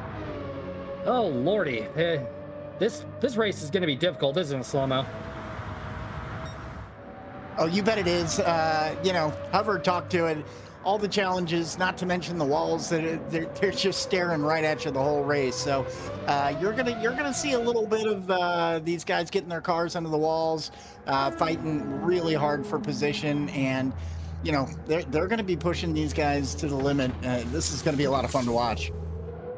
Oh, it is going to be a treat for us watching at home, but these drivers, I have no doubt, are going to be feeling at least a little bit stressed out in some regards. But these guys are world-class drivers, definitely up there on par with the GTWS Pro drivers. These guys have it down to a science, and really they know all of these different factors and variables like the back of their hand. Speaking of which, we'll make a example out of good old Moose 21 here, who is the proprietor of Team Moose Mafia Racing with 3 season points, currently sitting in P14 over the Friday Division A standings, has 17 career starts, 2 wins, 8 podiums, 16 top 10s, and honestly has a bit of another hurdle. He just recently got his appendix removed and still found time to come and do this race. So very commendable effort, and Moose, on behalf of the NRL, we wish you a very, very speedy recovery. Making our way over to Hondo, who is coming through the chicane and looks like he's able to get through it without a hitch. Very well done by Hondo. Coming in through the sharp right-hander and up to the straightaway. Looks like finishing his outlap here in a moment. Getting ready to start the new hot lap with the Sports Off tires, about 3/4 of a tank of fuel. And we're going to have to see what this race has in store for him. This is going to be very interesting to see. Now, Hondo is a part of Team Wheelhouse Racing with 5 overall season points, currently sitting in P9 on the Friday side of Division A standings. Has 4 career starts, no wins yet, no podiums yet, but 4 top 10s, and you can find him on YouTube at hondo.h. So Hondo definitely has a bit of a blank canvas to play with here in terms of his overall NRL career. And I think we're going to be seeing quite a bit of stuff from Hondo, who unfortunately does graze the wall just a little bit. Coming up into the turns of 9, 10, and 11, I believe. Oh, I think I have the wrong layout here for my track map. My apologies, folks. And making his way through the tunnel, we've seen some drivers really dance through here. It is going to be a trial and a half to try and get through all of that unscathed. Making our way over into the sharp right-hander and up towards the tail end of this lap. Is Honda going to be able to shave off any more time? It looks like we've got some traffic up ahead near the chicane. Gets through it without a hitch. That car is bouncing all over the place. Slow-mo, I don't think this car likes any sort of curbing. I think this is the car that really loves being completely level on the tarmac there. Yeah, it absolutely does. Yeah, I mean, you'll see it almost bounce as they go over some of these curbs, and that'll really cause a challenge to either braking or getting your power down or keeping them under control. Yep, and jumping on over to Bacon Dance, who moves right on past Shred, and into the chicane we go. Yep, little hop, skip, and a jump, running a little wide, clipping the wall, getting squirrely, but is able to hold on to it, and it looks like narrowly avoiding damage. Luckily, this all happened on an outlap, so we can just scrub out whatever time he finishes with. Now, looking at Bacon Dance, who skirts against the wall and really hugs that apex. Honking the horn to say hello to the folks at home. And Bacon Dance is a free agent, currently sitting with 5 overall season points from the pre-qualifier, and is sitting overall in P2 for the Saturday or the Friday Division A standings, I beg your pardon, making his NRL debut. And also the windshield wiper is on. A very interesting tactic. Maybe it adds a half a horsepower or something. We don't know. But as we see Bacon Dance coming around the corner and heading up towards the chicane again, let's see if he can get through it in a neater fashion than previous and some of his fellow drivers. On to the right, on to the left is understeering a bit, but looks like he's able to keep it within the lines that go around with 25 seconds left in qualifying. Let's see if Bacon Dance can make some magic happen and maybe secure another position or two when he crosses the line. 15-second left, and looks like he is currently down a little over 10th, making our way over to Alicos, who is 2/100ths of a second behind Shred at this current juncture, down 2/100ths of a second as well. But plenty of time to scrub it off as the timer is running out for our qualifier, and it looks like Alicos will be... All right, Alicos will stay on track and finish out this lap. Good to see. Heading up in towards the tunnel, and Alicos really has all this open road. Now, he does have some right front wheel damage, so that may slow him down or hinder his grip. So we're going to have to see if he can overcome the adversity of the damage of the car and maybe get some higher position, and also just got some more damage from that collision in the tunnel. understeered a little bit and now has rear right wheel and rear bumper damage. So that right side is definitely looking worse for wear. Hopefully Alikos can shrug it off and finish strong as he comes up into the chicane, onto the right side and to the left side, skirting a little bit, but is able to keep it well within the lines. Very well done. Coming around the corner and onto the straightaway, what will we be seeing from Alikos? So the 32, a 33, 34, and will he be up on his time? No, he is down a second. Making our way over to Wid, who is currently sitting on pole position, will hold on to pole position. Moose coming across the line, 3/10 down, only 200ths from Dark and Azrael, and looks like Bacon Dance is able to shave off 900ths of a second into P8. Making our way over to Negative Waves, who is able to jump over a quarter of a second into P11. Very well done. And looks like we've got just about all of our drivers across the line. So that is qualifying all wrapped up. Hovercraft, what did you think of what we saw? I think with this car being so difficult, we see a little bit of a higher time spread in terms of all the positions than what we saw for the Division B race. But also, the track is longer. There's way more corners to navigate here than at Watkins Short. But these guys all did a wonderful job keeping the car under control. No one spun out to the point where they interrupted anyone else's lap. So these guys, they practiced quite a lot throughout this past week once they learned of what the track and car combination was going to be, and it's showing on the track what they were able to accomplish in practice. Yeah, and it looks like practice does indeed make perfect. Yes, the drivers did have their own little bit of struggles, especially with that chicane in the tunnel. But I think come race time, they'll have it ironed out, or they will adapt on the fly, as these drivers really like to do. Slow-mo, what were your thoughts on the qualifier we saw? Wow, shout out to S7R. Look at that. 3 out of the top 4 drivers there. You got Wid, Higher Place, and Truth. All S7R. So to your point, that practice has absolutely paid off for these guys, getting themselves a really good starting position for this grid today. Yep, and that starting position is not indicative of where you'll wind up if last round was any indicator. But let's go and take a look at those classified qualifying results. So, taking pole position will be S7R's very own Wid with a 134.290, as Hovercraft had alluded to earlier. Coming in P2 will be a Higher Place with a 134.885, followed by Shred, rounding out our top 3. Making our way down the order, we have S7R's Detruserum with a 135.405, and coming in 800ths behind him is Alikos 1. Making our way further down the grid, we've got Moose 21, followed by VIP Left to Pass You, and Bacon Dance in P8 with a 135. Going on to P9, we've got Dark and Azrael with Flobster rounding out our top 10. Followed by Negative Waves, Audience Squirrel, Drubbo, and Hondo rounding out our drivers for this Division A race this evening. So, as I glanced over to the chat, T-Case makes a very good point. The chicane is going to be very exciting come race time, because instead of just trying to focus on your lap time, you're going to be focusing on everybody around you, trying to keep that car under control, and anything else that may come as it may in this race. Hovercraft, I assume you've done some practice races with your S7R conspirators.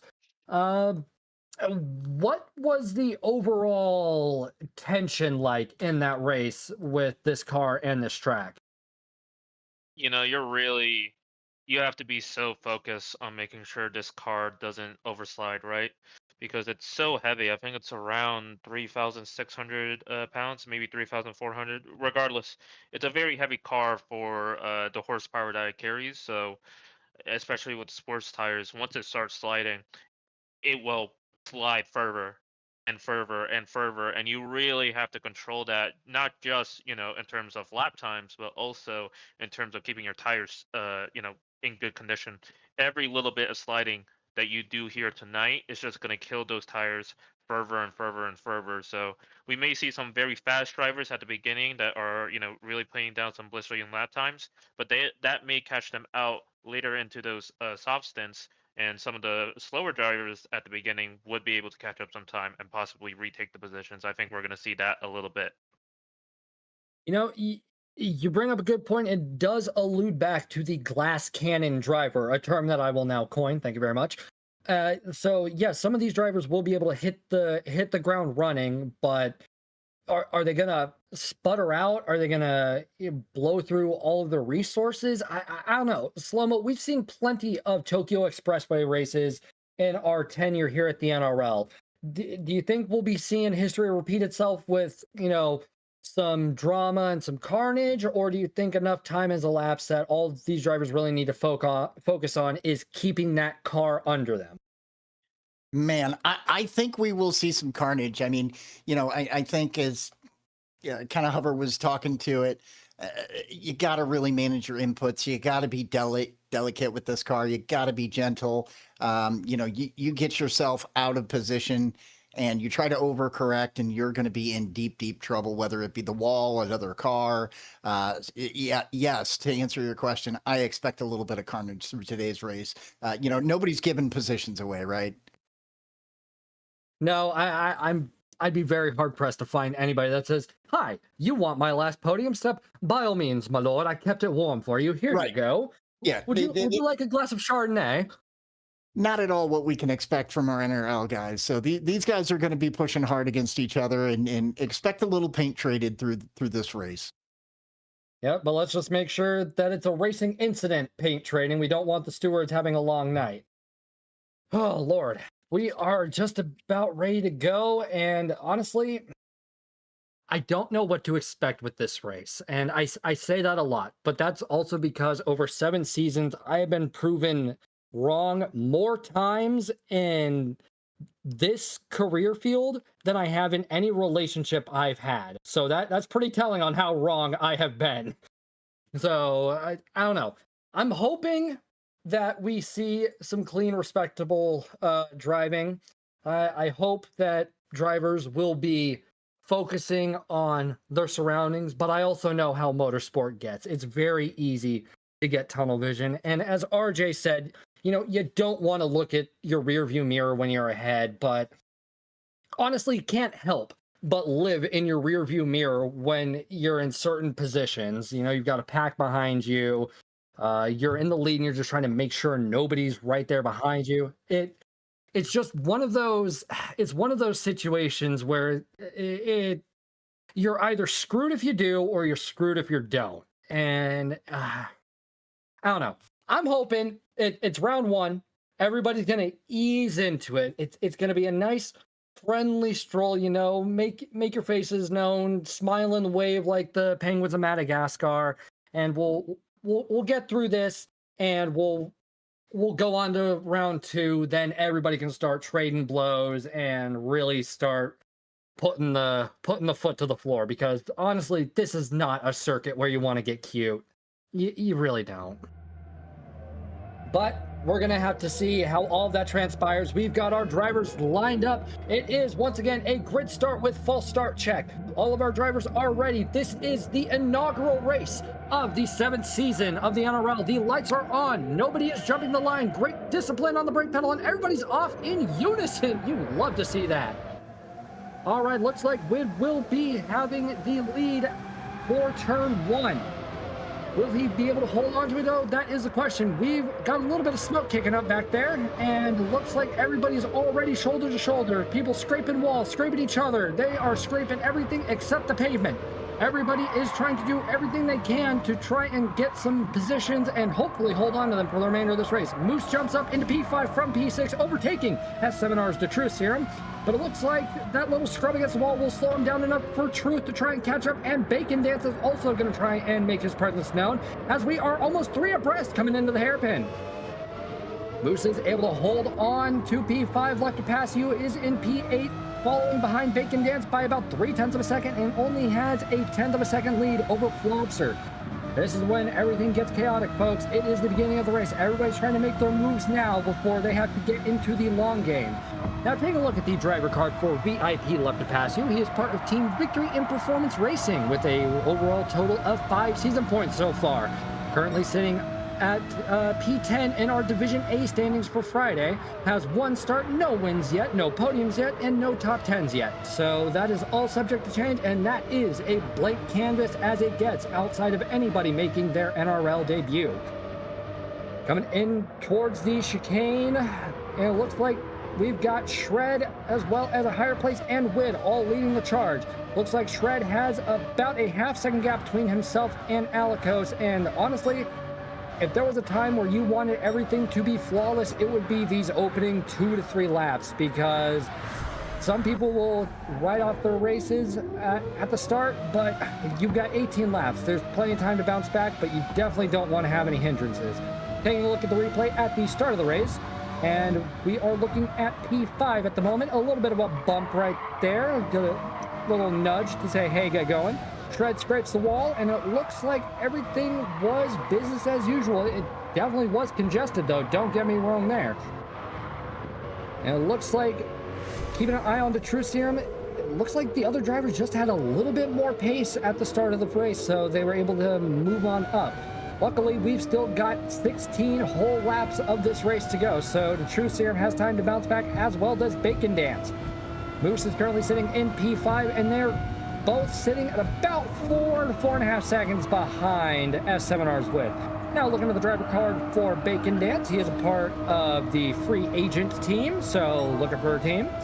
5 overall season points, with the standings being in P2 for Friday A overall, and this is Bacon Dance's NRL debut. Keeping our eyes over to the chicane and hovercraft. It's race time. We are definitely seeing a little bit of bold maneuvers, but do you think we're going to be seeing these guys mellow out, or do you think they're going to keep driving with this intense fervor? Well, we're seeing that these tires are, wearing down so quickly. So what I'm expecting to see is that there's going to be small gaps forming between 2 or 3 drivers, purely because of whoever the lead driver is. Their tires are probably going to be the ones wearing down the most, causing the gaps to extend all across the field. And to your point, Troop was struggling quite a lot at the beginning, and he's trying to, bravely defend against Bacon Dance. But then we're seeing other drivers, being, as I say that, Asriel hits the wall, and then that allows negative waves to go around the outside. Does Asriel have damage? No. He is able to keep going, but loses 10th place to negative waves. Yes, that did scrub a little bit of speed off of him, and now it's time we check in on Slow-Mo to tell us, what did everybody start on? Well, Tune, the whole field except one person started on those softs. Hondo is the only one that chose to go on mediums. So far, not paying off just yet, but we'll see how that works out for him as some of the soft runners dip into the pits. It might be paying off in strides here shortly, as we saw negative waves scrape the wall, and that will afford Asriel the ability to jump into P10. Now, you said Hondo is the only one that started the mediums.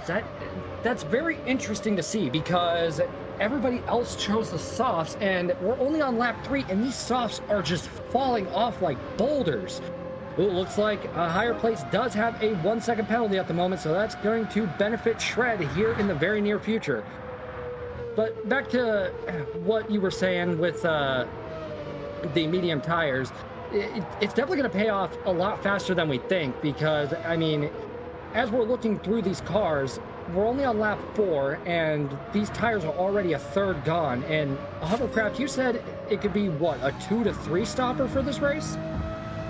Yeah, from our testing, the mediums doesn't seem to be competitive in almost any, any sort of capacity, right? Like, yeah, it goes a little bit further than the softs, but it's just not enough to be able to reduce it to a 1-stop. And even if it could reduce it to a 1-stop, actually, I'm sorry, it can reduce to a 1-stop, but you're losing so much time across such a long track, and this car is just so heavy. The softs are just the much better play.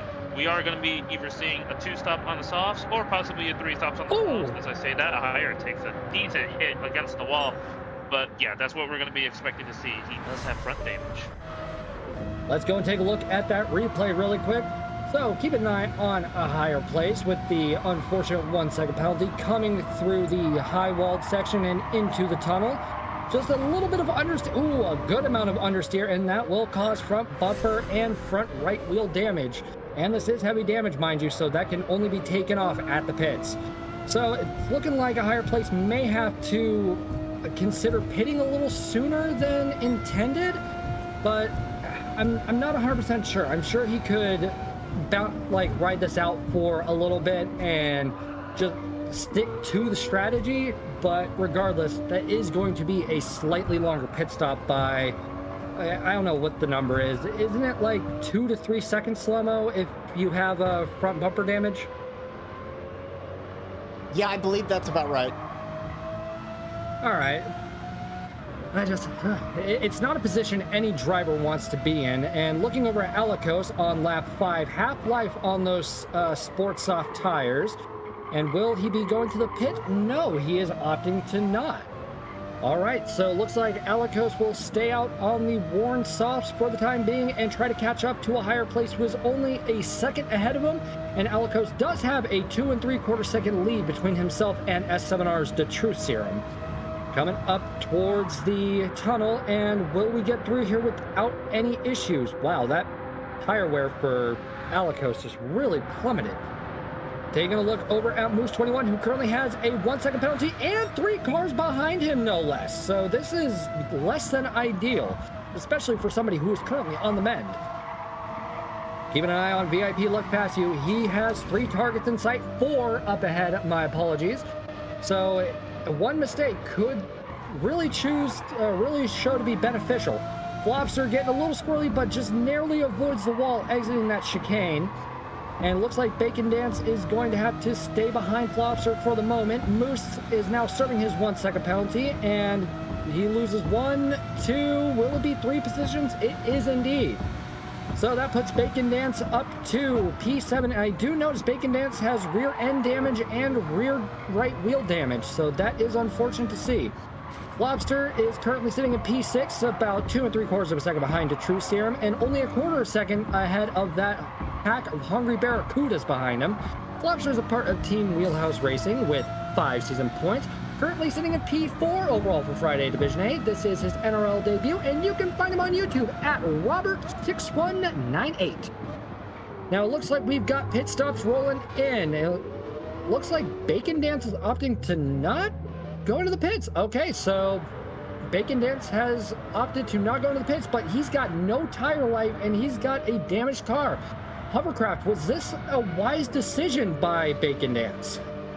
You know, in my personal opinion, I wouldn't have done this. Wouldn't have done this pit call. I think I would have went in with everybody else because his tires are gonna suffer through the rest of this lap, especially going back into the first sector. Right before the pit lane with all those constant lefts and rights, he's just going to lose so much time by then. I think even, Witt is already catching up to Bacon Dance. Yeah, he's honestly catching up by leaps and bounds, and the damage plus the no tires in the chicane, I don't know. Slow-mo, do we have somebody else trying to adopt the, quote, shaggy strat? I mean, if anybody was, it would be Hondo, starting on the mediums.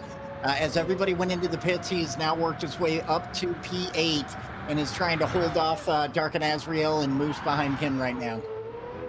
Wow, he is definitely trying to make some moves, and hats off to him.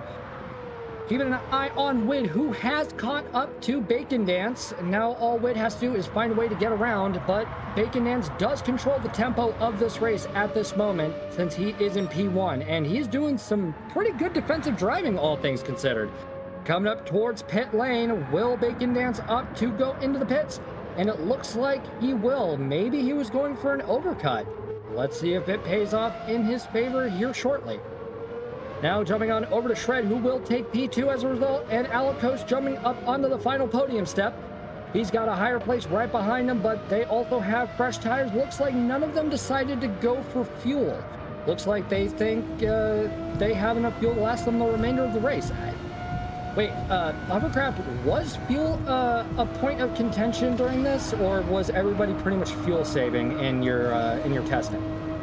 Fuel seems to be, want to short shift it mostly just so you get a bit of a time advantage compared to others. When you roll into the pits, you have to refill less, meaning you could possibly jump somebody in the pits. But it wasn't such a necessary thing. We find that slight short shifting seems to be best, not to the point that we saw the Suzuki's, going across Watkins Glen short, but every little bit, every little short shift that you can do will help you, will give you some extra time back in the pit stops.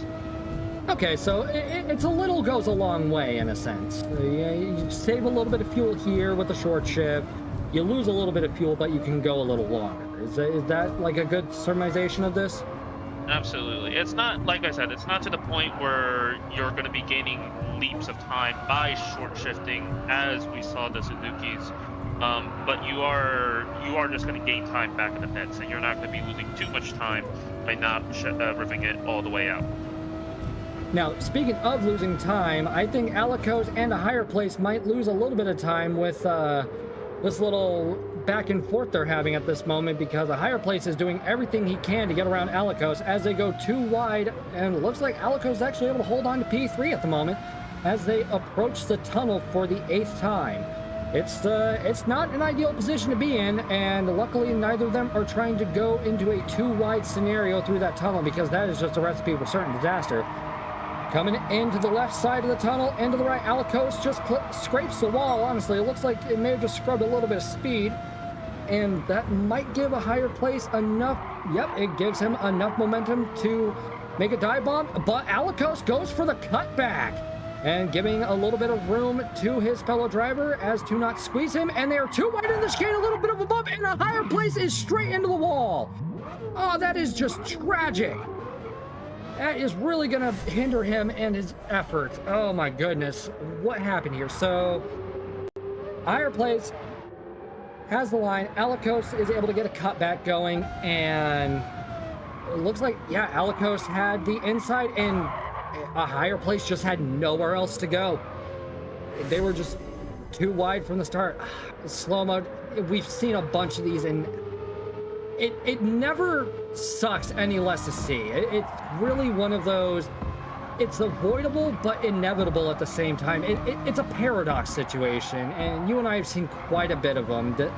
Does it sting any less for you the more we see it?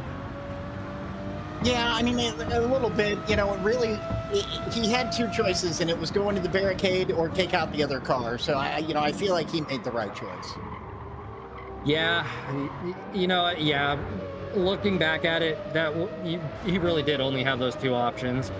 Now, taking a look at Flopster, who is ahead of Dark and Azriel by about 2 seconds, but that gap's about to be larger because Azriel does have a half-second penalty under him right now. And looks like Azriel is trying to keep up with the group. He's got a 1.5-second gap between himself and Moose at this juncture, coming into the tunnel, avoiding the wall on the right side. And Azriel's keeping pace, but I think Moose was able to close that gap just enough to where once he serves that penalty, Azriel's going to be feeling some of that pressure. All the cars grazing against the wall at the moment. There's really nowhere else for you to go. Coming into the, honestly, it's a death chicane when you think about it. That is a tricky beast to get around. But they are able to get through it without too much of an issue. Looks like Moose got slowed down in the chicane, so Azriel won't have to worry about any surprise offensives from P8. Taking a look at Moose, whose tires are looking a little worse for wear. He's about a quarter of a tank of fuel with 8 laps to go. I think these drivers who aren't fuel saving might need to consider swapping over to short shifting or using your fuel map, worst case scenario. As we take a look at Audgie the Squirrel in P9, who is about a little over 3/4 of a second, almost a second behind Moose 21 at the moment. Audgie is a part of Team Wheelhouse Racing with 3 season points, currently sitting at P13 overall for Friday Division A. Making his NRL debut, you can find him on YouTube at Audgie the Squirrel, all one word. Now, looks like Audgie is closing the gap to Moose and to Azriel, and it's looking like he's in a comfortable yet not too advantageous position. These two can definitely slow each other down, hovercraft, but I don't know if battling alone is going to be able to give Audgie the advantage he needs to make the overtakes, especially because he does have that front bumper and front right wheel damage. Well, when we did our testing, we actually found out that because this car really lacks a lot of aero, it's funnily enough not that big of a deal to get damaged. Not saying it won't affect you, nor would it, make the car easier to drive, obviously. But it's not as huge of a noticeable difference as if you were driving a GR3 or a GR4 car, where those have heaps of downforce that you really rely upon in the corners. It's not as noticeable here. Okay. But I do also want to address that, as pointed out by Tuzzenbox, it is a 3-second pit time extension to get that aero damage mended. So I guess what you don't really lose in overall pace just due to the lack of reliance on downforce for this Murcielago, you do lose in the pits. And with how rapidly these tires are falling off, those 3 seconds might feel like an eternity. Let's go and take a look at the replay for Audgie. Coming over through the bridge, Tokyo off in the distance. Dabbing a little bit of the brakes to try and get through without any issue. Looks like that right side's really giving us a problem. Scraping the wall a little more. Honestly, if he didn't have damage, he might have had some after that clatter. But doesn't look like they'll be going into the pits, and Audgie is going to run these tires and the fuel to the absolute limit. Let's see, and looking at Truth, who's honestly way better off in terms of the fuel department, but those tires, my goodness, those are, oh, and he spins out, but misses the wall. Great car control from Truth. I would not make a habit of that, and he does get a half-second penalty, though, which will hinder him a little more. Let's go and take a look at the replay and see what happened here. So coming off of the overpass and heading into the chicane, keeping everything nice and neat, hugging the left side, hard on the brakes, and it looks like, oh, did the car just get unsettled from moving under braking? That one was a little tricky to tell there, Hovercraft. Oh, and Truth has spun out. What just happened? He's got no tire life on his back left tire, just had to back up into the wall. What happened here? So as we go into turn one, the car just stepped out. Yeah, car just stepped out, and he had nowhere else to go. He was essentially a passenger at that point, and good wherewithal to avoid the oncoming traffic. We love to see that. But that is definitely going to be, there's no better term for it. That is soul crushing for Truth. Off to the pits he goes, and taking a look at Bacon Dance, who is staying out on the soft tires, still has fuel. And it looks like we have gotten to the point of the race where our drivers are now having to take fuel. Now, just a quick reminder for those of you watching at home, it is a 3 liters a second refuel rate, so it is a snail's pace compared to the 10 liters a second you get in normal daily races. Taking a look at Negative Waves coming through the tunnel, hugging the right side, but avoids any damage. And off he goes. He's trying to close a 3-second deficit between himself and Witt at the moment. And Hondo, who is currently sitting in P7, is right behind Drobo by about a little over half second. So these two are going to be having some pretty good battling once they fully link up. But I don't think they'll be doing any battling right now because it's time for the chicane of death. Off onto the right side and onto the left side is Hondo, and Drobo clips the wall, and oh my goodness, drifts right into the line of sight of Hondo. That could have been a whole lot worse. Luckily, there was no damage, and it doesn't look like anything drastic happened. Now, Drobo does have damage. Let's see what happened. Oh, it looks like this was a pre-existing condition for Drobo. All right. So coming into the chicane, what happened here? Gets on the right, gets on the left. It looks like just got a little too much on that left side, and it just shoved him wide right. Wow, this car does not play around. This combination really takes no prisoners, folks. Yeah, and Toon, how about Hondo up to P6 now after his start on the mediums? He's gone to the soft tires and done a really good job working his way up through the field as we see Dark and Azrael, who's going to go ahead and make a nice little move down the inside there.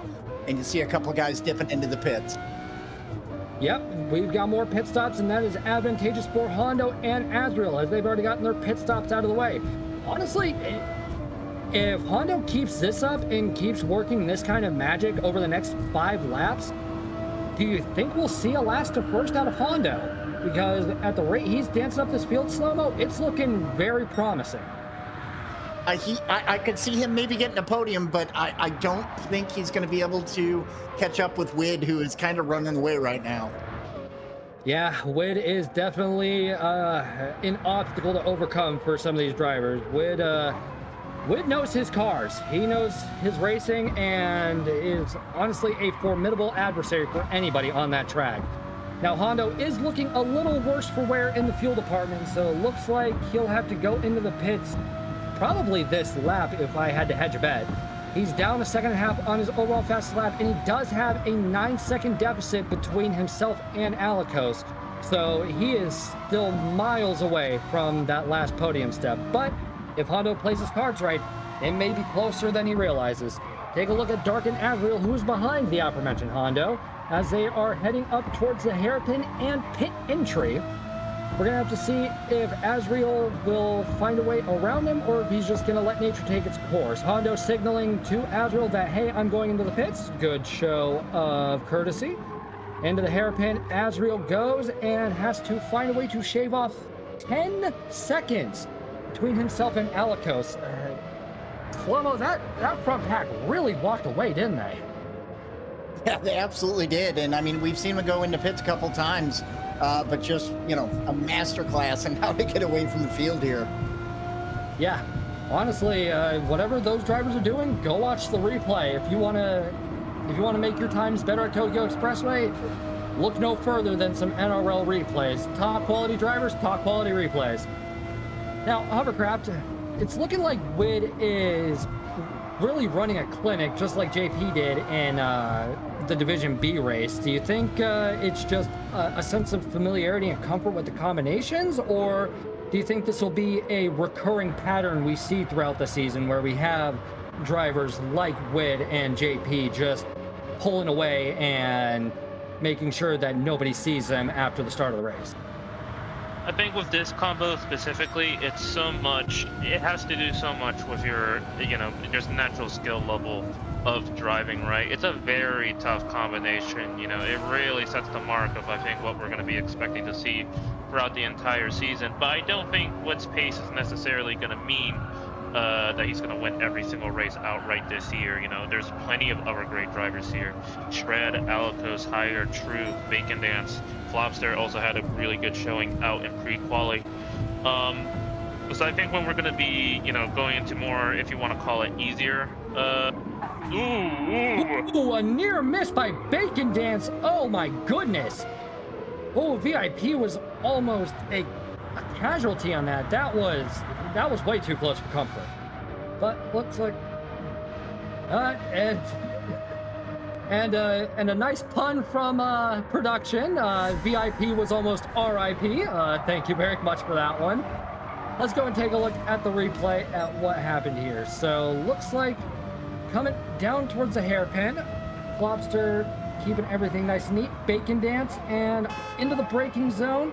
Honking the horn. Oh, just cut over, and it looks like Bacon Dance didn't get on the brakes hard enough or just broke a little too late. So that honestly could have been a whole lot worse, and thank our stars that it wasn't.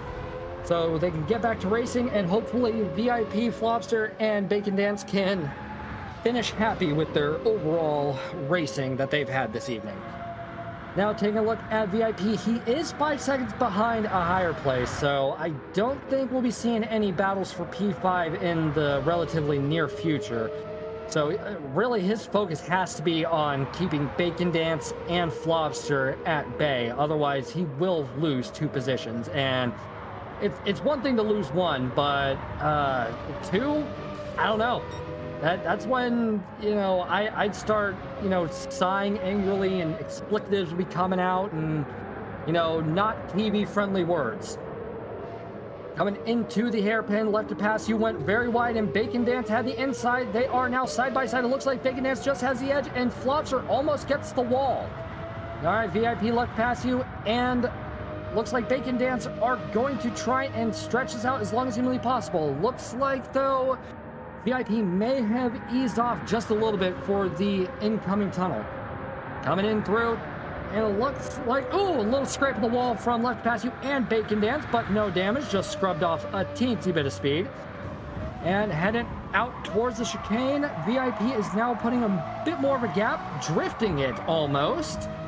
And up to the chicane we go. How are Bacon Dance and VIP left pass you? Is history gonna repeat itself? No, thank God. Okay. And VIP left to pass you runs out a little wide, and Bacon Dance is able to capitalize on that, so that puts him in P6, but will he hold on to it? Left to pass you is really putting that pressure on him and is keeping him close to that wall, minimizing all the wiggle room he's got. A very advantageous play for VIP left to pass you. Looks like Flopster, though, isn't out of the woods yet or out of this fight. So those two are going to have to be very cognizant of the fact that they do have one person very close behind them. We're going to have to wait and see how this all transpires. This is going to be tricky for really all three of these drivers, because Flopster obviously wants to get past these two, but Bacon Dance wants to make sure he doesn't yield the left to pass you. And then the VIP driver is, man, is there really any favorable outcome for all drivers at this point? I know it's motorsport, but getting right up on the wall, scrubbing a little bit more speed. No damage though for VIP left to pass you. As we round out the penultimate lap, it looks like he'll have enough tire life and enough fuel to get through to the rest of the race, but a hovercraft, these guys have to be tired at this point. 27 minutes of just sheer stressful racing, be it from the circuit or from their other drivers, or even this chicane, as we see Alicos go through and near miss the wall. So, do you think they're run on fumes, or do you think they've still got a little more fight in them? It is a very much, kind of a mental game of, you are aware that you are driving a very difficult track with a very difficult car, right? Even if you threw on a different car at this track, even if you threw on a different track with this car, both of them will still be very difficult. So, the combination of them, these guys are just going to be, very, very burnt out in terms of just not wanting to crash the car. You're still close to the end.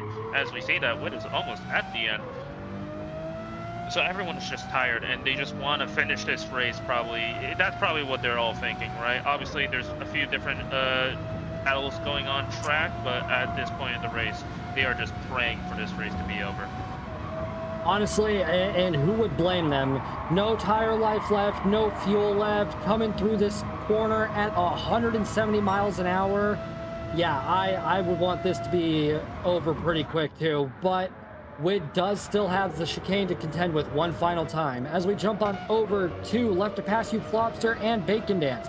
Looks like these guys have finally given each other some breathing room, and I think they're ready to just get this race completely done and over with.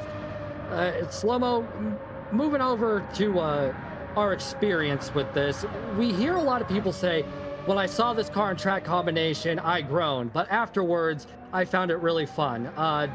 Do you think drivers like Wid, Shred, or Alicos are going to be saying that in the interview booth, or do you think they're going to say, no, not for me? Yeah, congratulations to Wid on that victory there. I'll be excited to ask them. That's a really good question for them. All right, then I will leave that in your trusty hands as we take a look at Dark and Azrael, who is crawling across with no fuel, just ran out. And looking at Bacon Dance, who had just a little bit of fuel left, honking as he crosses the line. Moose jumps all the way up to P6. Very well done. It looks like he's able to just fend off a higher place, but his left tires were gone. As we see Flopster and Negative Waves come across the line, let's see how Aji's faring. Aji has no back left tire and is able to get across. Making our way over to the True Serum, who was just riddled with calamity this race, was able to get that car on home. Let's see how left to pass you's looking. Comes across the line, and that is everyone. This was a meat grinder of a race. My goodness. But congratulations to S7R's Wid. Started first, finished first. Can't wait to get his thoughts when he steps into the booth. Now it's time we go and take a look at those provisional classified results for Division A. So, finishing in first place with the fastest lap of a 134.935, as well as an overall race time of 29 minutes 36 seconds, .262, will be Wid, followed by Shred, trailing by 8 seconds, and Alikos rounding out our podium, trailing by 15. Wow, Wid really did run away with this. That's a tongue twister. Try saying that 5 times fast. Making our way down the grid, we've got Dark and Azrael in P4 with Bacon Dance rounding out our top 5, followed by Moose 21, a higher place, Flopster, Negative Waves, Audrey the Squirrel rounding out our top 10, with S7R to Trucium, Hondo, VIP left to pass you, and Drobo rounding out our drivers. Oh, Drobo was lapped traffic. Did not expect that. Oh my goodness. Yeah.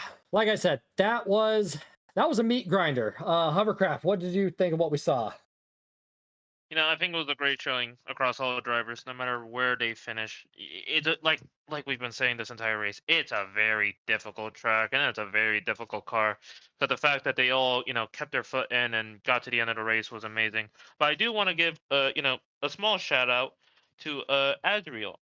He finished P4 at the end of the race. Best of the rest, right off the podium. But I want to note, in pre-qualifying, he qualified 11th out of all these drivers. So if you were going straight from the results of pre-quali, Azrael really punched above his weight this race, and it shows. He got a wonderful P4, crossing the line without fuel. Oh Yeah, yeah, without a doubt. Oh, To go that ahead. same point, he started in P9 for this race. So really good job working up the field. Oh yeah, Absolutely.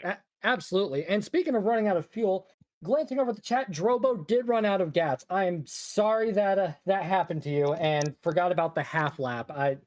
Listen, I would have too, so you're not alone. But I believe it is time we go and have a chat with our podium finishers. So let's start off the questions with our P3 finishers, shall we? Alrighty. So it was yeah, Alikos, sorry, trying to come down after that race. How are you feeling after all of that? I'm very happy. I was not expecting to do that well there. I was feeling very uh, unconfident with that combo, but I think a good qualifying saved me and got ahead of the pack. I'm sure there was a lot of battling going on behind because we broke away the top 4 or 5, and that worked out well for everything. Yeah, it looks like it worked out in your favor. So how much practice did you personally put into this car and track combination? I know you've been around the block here in the NRL a few times, but I mean, Tokyo Expressway is never something anybody really wants to see show up for their division. Yeah, of course, it's always nice to have a teammate to do it with. So me and Azriel, we were doing some decent amount of practice. We had one session earlier in the week of like an hour or so, and then we did a bunch today of probably 2+ hours, something like that. So yeah, like 3 hours or so, maybe a little bit more. All right, I mean that's not a bad amount of practice by any stretch of the imagination. Hovercraft, do you have any questions? Yeah, first off, congrats on the P3. You drove a wonderful race. Maybe didn't get the qualifying that you particularly wanted, but you definitely made it up for end of the race results. Um, During your race, you're working up your field a little bit. How did the car feel underneath you? How did you feel in terms of being able to keep the car onto the track and avoiding the walls? Well, this car is extremely understeery, and there's a lot of walls right where you're trying to aim your car. So that's uh that's what you're looking at when you're trying to do this combo, just trying to keep it off the walls and trying to push as much as you can. I mean, this thing doesn't respond as well to pushing, super flat out. You kind of just have to drive it smoothly and try to keep it on your lines, and that'll make you fast. It definitely showed in the result. P3, a wonderful result at the end of the day, and yeah, I hope this is a good indication of what you're going to be able to accomplish for the rest of the season. So well done, and I hope you have a great rest of your night. Thank you. All right, and off to you, Slomo. Yeah, and congratulations. Well done. You obviously qualified in P5, worked your way up to that third position. I don't know if you caught Toon's question as we were, getting you guys into the interview room here or not, but is this a combo that you enjoy after putting the practice into it? Um, I definitely enjoyed it more over doing time. Like it was one of those when you saw the card pop up at the last stream, and it was just like, oh no, this is another McNaughty special. Like this is gonna be carnage. But after practicing it, it was not too bad. Yeah, I can't complain too much. Like he's certainly been more devious with his combos before, so I'll take it. Okay, very good. So one more question for you. Obviously, hindsight is always 2020. Is there anything you would have done different with your strategy now that you've kind of seen how the race played out? No, that's what me and Azrael were planning on doing, and we kind of thought we were like, oh, everyone else, they're not going to think that they can do 6.5 laps or whatever at the end, but like pretty much everyone did the same strat, so I was pretty surprised. But I guess I'll add at the end. You guys saw the what happened with a higher place. I couldn't see what happened exactly, but it looks like to me that I had the inside. I don't know if you guys had any perspective on that in the chicane. Did you catch that on the stream? We did, yeah. And we kind of talked about it. He really had two choices, and one was hitting you, and the other was what happened. So, kudos to him for not really pushing you off too far and taking that taking that line that he kind of got stuck with. So Yeah, that's how it played out. Yep, just making sure everything's all good. Yeah, well done. Great race. What a great way to kick off season 7 with a nice podium finish. So congrats, Alcos. Thank you. Yep, you go rest and relax. You definitely earned it after that race, and hopefully you'll be excited to see what you'll be dealing with in round 2. Have yourself a great night, Alikos. Thank you. You guys too. Now making our way over to Shred, who finished in second place. Shred, now that the adrenaline's starting to wear off and, the nerves are starting to stabilize, how you feeling after that? Whelmed, almost underwhelmed, if I'm honest with you. Really? All Um, right. just purely because I tend to set ridiculously high expectations for myself, and when I'm a tiny bit below it, I just get into a spiral. So I kind of knew it's not a combo I particularly liked on the car side. The track side was fine. I don't mind Tokyo. Honestly, I like Tokyo. I like most of them, but just the car just threw me off with the four-wheel drive, and you got that understeer when you come out of the corners when you're trying to get on throttle, and it just doesn't mesh with my driving style. So it was kind of just work with what you got. So P2 was kind of like where I was gonna be anyway, unless Wood made a couple of mistakes. I kind of just realized like 3 laps in that it was kind of over because I wasn't getting him unless I got him in the beginning. So I kind of just managed the race from there. I can understand that. Now, if I'm remembering correctly, this is your first foray into the NRL, is it not? Yeah. So, what did you think of your first taste of official NRL racing? It's interesting. I'll say that. I This is way out of what I normally do. I usually run all the other leagues that you might see are Group 3s and Group 4s and Group 2s and all the usual. So you get kind of in that rhythm of running race cars, and then you kind of throw in a road car, and it's like, whoa, hold on a second, what is this? I forgot those existed. So it's definitely a fun challenge. I quite liked it, the challenging aspect of it. But yeah, no, I'm quite happy with how everything's running. I like how smooth everything is. I like how um, the format is for procedures and all that. I think that's something that I haven't seen in other leagues. So definitely something I want to keep enjoying. Sounds like a plan. We would love to keep seeing you come back season after season, and hopefully this P2 is a sign of things to come. Maybe we'll be seeing you in the winner's circle in the next couple races. Time will tell, but on over to you, Hovercraft. Hey, Shred. We've talked quite a lot in a few different leagues and series. So, congratulations on your first race for NRL, nabbing a P2. Amazing result. When you set out to qualify and you saw yourself qualify P3, what were your thoughts at the beginning of the race? You're starting in third. You have Wade and Higher in front of you, Truth behind you. Do you think you were kind of at risk in a S7R sandwich? It was gonna be an S7R sandwich anyway, because you guys have like what seems to have 3,000 drivers on one team, and you just throw everybody into every league that I've ever seen. So I see a bunch of you guys in the same lobbies or divisions. What honestly, I wasn't too happy with qualifying because I knew 34s are possible.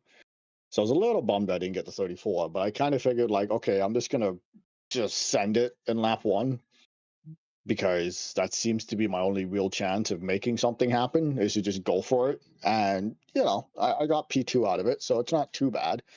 But yeah, it was just a case of I was kind of just alone after like 2 laps and kind of just managed the race.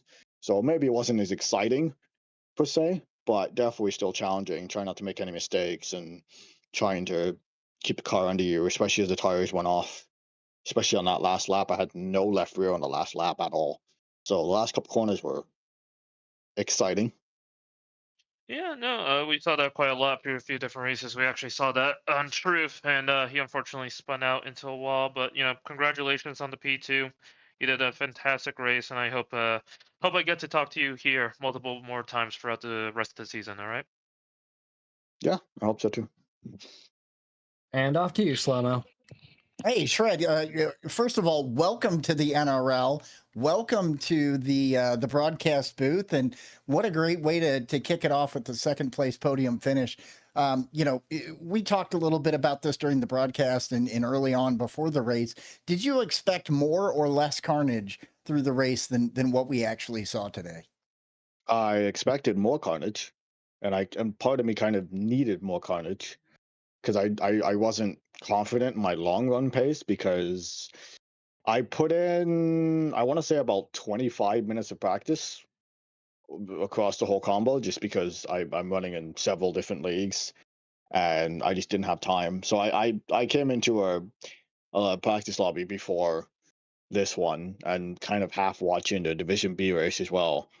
And my long run pace wasn't too great. So I kind of was like, okay, if I can capitalize in the beginning and get somewhere, then I can maybe I can get a little bit higher up the road. But yeah, no, it's not something to be too disappointed in. It's still P2 at the end of the day.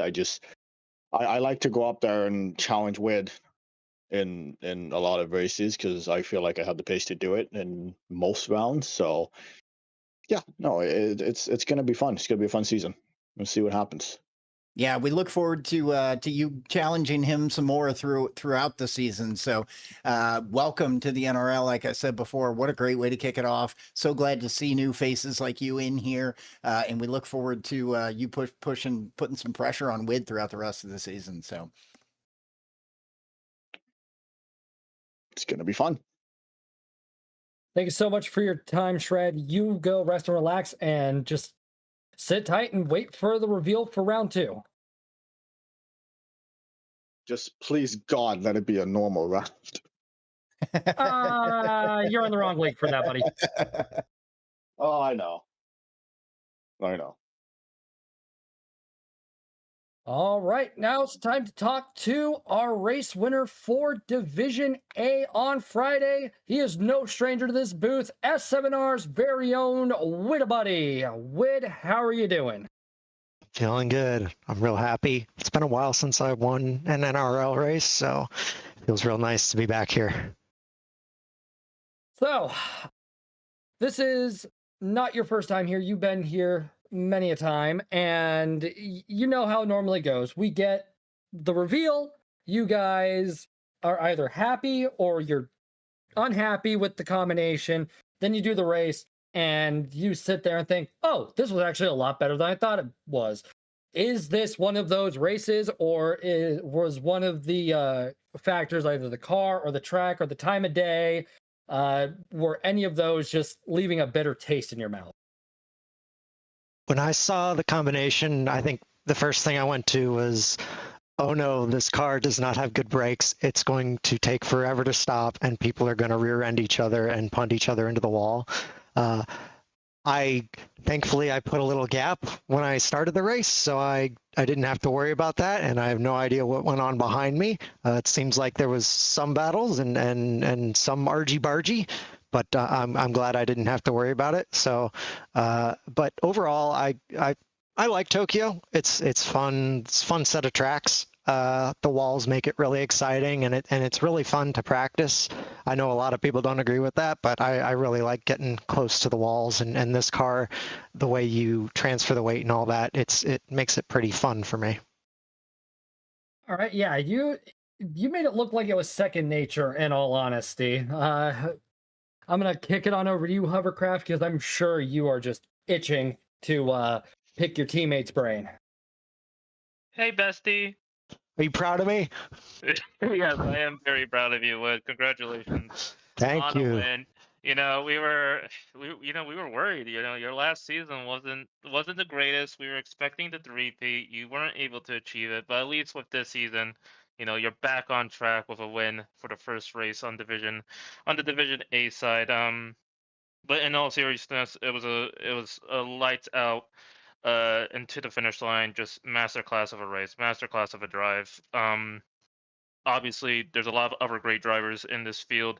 How do you feel? How does this win make you feel in terms of confidence for the rest of the season? For the rest of the season, you know, I take each race as it comes. But really, I just wanted to win because, you know, going winless last season, it hurt. So I'm really glad I get to be back on the top step. You know, and I guess I'll probably have a little bit more confidence going into the next race. But then I'll probably see, you know, McNaughty throw up the preview for it, and I'll be depressed again. So we'll see what comes. No, that makes sense. I mean, it did hurt us as well, and all of Sector 7 racing that you didn't win last season. But, you know, like I said, first win, back on track, and we're hoping to see even more for the rest of the season. So congratulations, Wood. Thank you. I'll try not to let you down. Thank you. And off to you, Slow-Mo. Well, Wid, congratulations. Good to have you here back in the booth with us. You know, obviously, you did a very good job here with today's race. You talked a little bit about, you know, there's high expectations from, obviously, your team for this season. You know, any wish list track or car combos that you have here for some of the next rounds, maybe? I don't think so. You know, I actually, even though it's the race I did the worst in last season, I really enjoyed the dirt race that we had. So maybe another one of those. Or maybe it's like a dirt race with like rear-wheel drive road cars or something. That could be fun. But I know a lot of people wouldn't like that. But I like the dirt. It's fun. So I hope that comes up. Yeah, I do. I love the dirt as well. That's a lot of fun to get in there and, you know, just kind of door bang through. Any combos that you don't want to see? Front wheel drive cars. I don't like front wheel drive cars. Never been a fan. So yeah, get that away from me. Okay. Looks like the rest of your field is probably rooting for a front for next round then. Yeah, probably. Yeah. Well, congratulations. Way to kick off season 7 here and get in the booth with that first place win. Well done. Look forward to seeing what else you can get accomplished here in season 7. Thank you, sir. Appreciate it. Yeah, I can't wait to see what you do either. I'm also hoping for a wish list item, go-karts at Yas Marina. Maybe we can make that happen at some point. Who knows? It'd be fun. But before you go, I do have one final question for you, Wid. Mm-hmm. What's it like being over here on Fridays and no Jorge in sight to really give you that challenge? Do you miss him? I mean, I guess so. You know, I miss looking at the rear of his car, just either right in my way or driving away from me. So, but, you know, we'll see each other in the finals, hopefully. We'll reconnect. It's a Goku and Vegeta type story between you two. bitter rivals, but you guys know you enjoy each other's company. But Sure do. but congratulations on your win. Thank you so much for your time. You go rest and relax and get ready for the emotional roller coaster for the round 2 reveal. Appreciate it. Thanks, guys. I'll talk to you in a bit, Wade. Okie dokie. And with all of that said and done, we are going to take one final break. And when we come back, we will have the provisional standings for Division A, as well as the reveals for round 2 for Friday's Division B and Division A, respectively. So sit tight.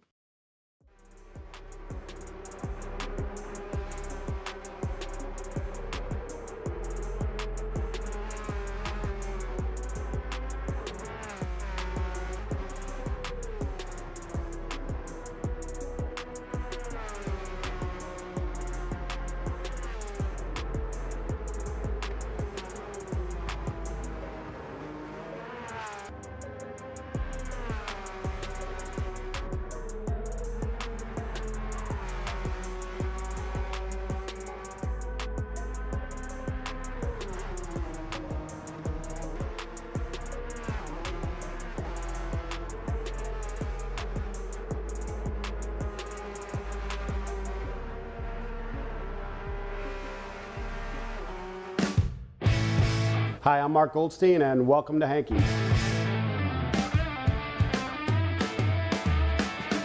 We are located in the heart of Old Town Florissant, 901 North Lafayette, a few blocks down from Sacred Heart Church and Hendel's Market Cafe.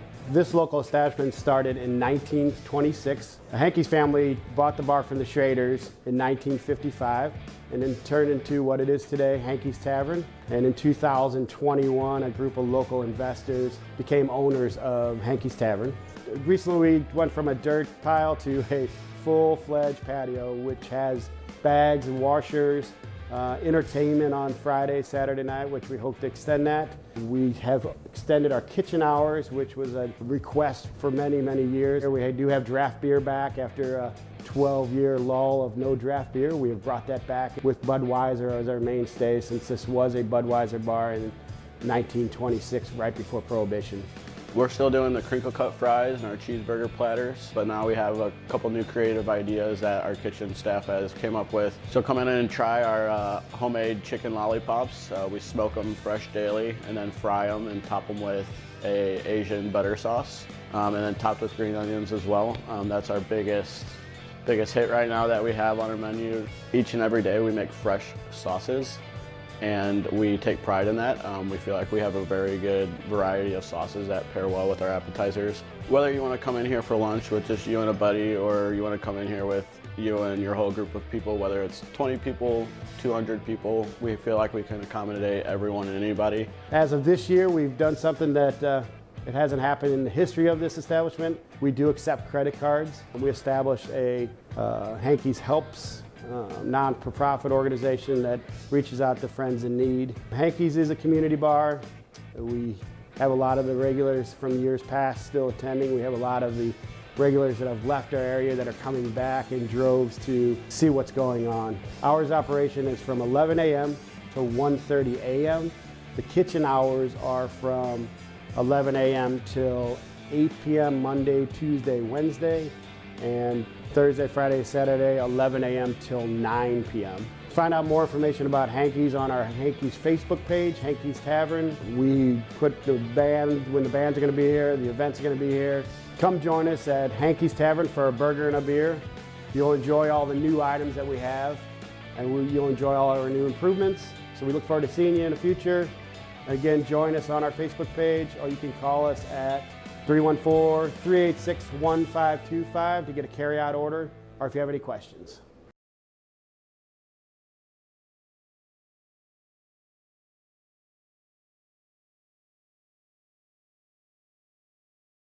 Welcome back, everybody. Toon, Slow-Mo, Hovercraft, all here right at you. It's been a pleasure to have your company for this evening. And just a quick thank you to Hanky's, whose ad you just saw. I will say, honestly, one of the best bars I've been to, and that is an unbiased opinion. When I was in St. Louis, that place was amazing. You should definitely go if you ever find the chance. But with all that said, We would also like to quickly give a thank you to Trails and Construction, Dumb Guys Do Racing, and Little J CPA for their support. Hopefully we will have ads for DGDR and for Little J CPA in the near future. For those of you that missed it, we had a very nice Trails and Construction ad between the Division B and Division A races.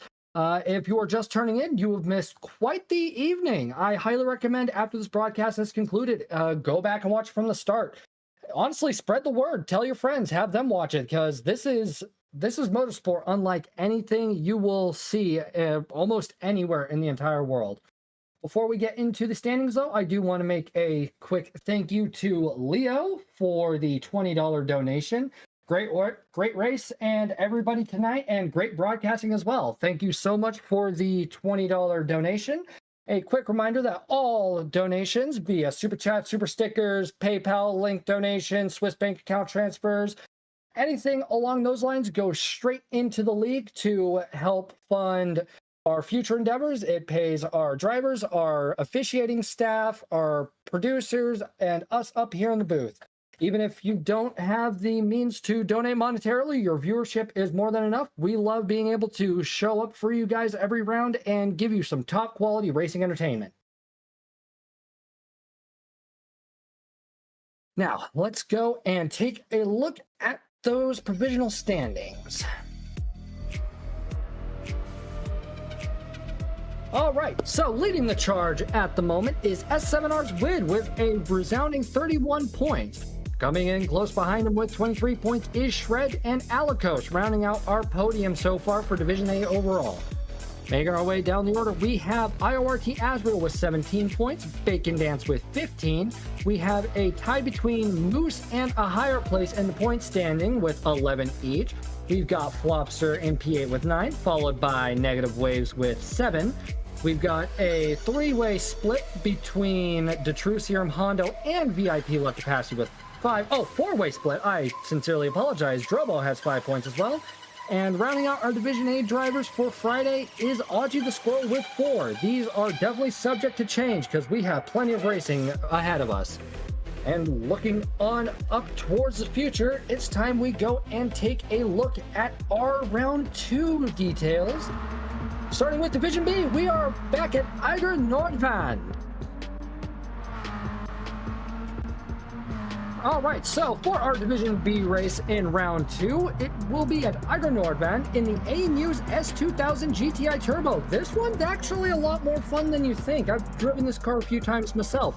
They will be doing 27 laps with 8 times tire, 2 times fuel. They will have the 3 liters a second and heavy damage from round 1. BOP will be on with brake balance allowed. Racing softs and racing mediums will be allowed with no required tire.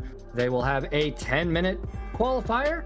And honestly, this should be a very interesting one. Slow-mo, we've seen Eiger in the past, and it's given us some good racing. It's also given us a bit of tragedy as well in, what was it, the KTM Crossbows, I believe. Yeah, a lot of fun to drive this track. It's a challenging track. I mean, there is a lot of work that the drivers are going to have to do. It can be pretty tricky to get passes done in some of these places too. So you're going to see some very good racing through that. Yeah, it's definitely going to be some great racing. Hovercraft, what do you think? It's going to be very interesting. I think we're going to see qualifying being very important for all these drivers. Very fast car, but very small track, and that's why I say qualifying is so important. You need to be starting at the front at the beginning to have any chance of winning this race, so I think that's what we're going to be seeing. Yeah, and as I'm glancing over at the audience chat, it does appear, yes, 8 people are a little taken aback by the 8 times tire wear.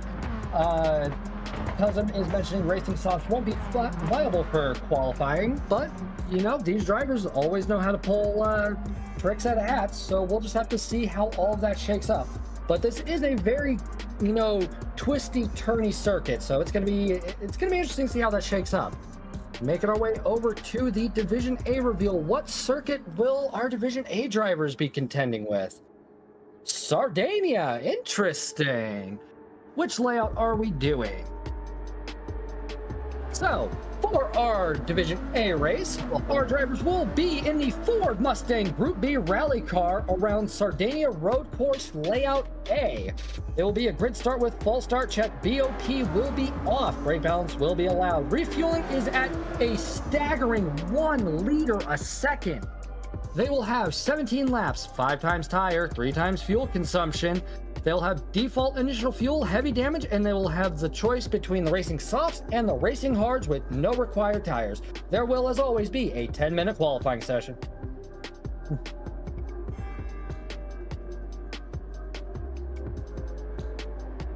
I'm getting word from production that there is a slight technical mishap. This is not the correct information. The car you see on the screen is the Ferrari 298 Group 3 car, and that is a car you'll be racing on. Oh, 296, my apologies. So you'll be racing in the Ferrari Group 3, not in the Ford Mustang Group B rally car. That would have been very interesting to see play out, though. But, yeah, so Ferrari, not Ford.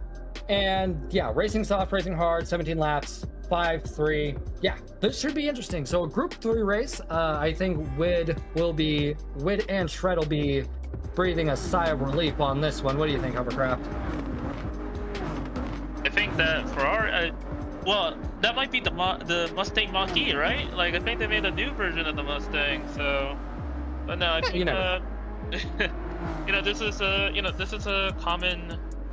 Well, I guess Group 3 around this track is a very common thing that we see in dailies and in the manufacturers and the national series that Gran Turismo natively holds. But seeing these types of very serious drivers, I think it's going to be fun. I think it's going to be a very fast track. I think it's going to be a lot of slipstream based, and I think we're going to be seeing a lot of late brake maneuvers. Honestly, yeah, those late breaks will be a dime a dozen, but will they pay off is the big question. Slow-mo, what do you think of this pairing, and what do you think about the 1 liter a second refuel rate? Yeah, I mean, that adds a whole new element to the strategy. The tire wear's still also pretty high when you're looking at 5 times. This is going to be a lot of fun for these guys. I'm definitely going to get on track and run some practice. Personally, love the car. I love that GR3 Ferrari myself.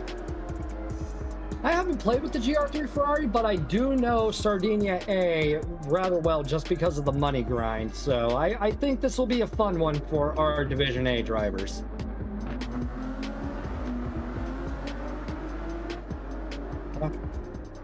Yeah. All right, and this may be the wind down moment for us here, but make sure you tune in tomorrow at 1 p.m. Eastern Time, 10 a.m. Pacific Time. I don't think Britain's gone to summertime yet, so that would be 5 p.m. British Daylight Time. Please correct me in the chat if I am mistaken.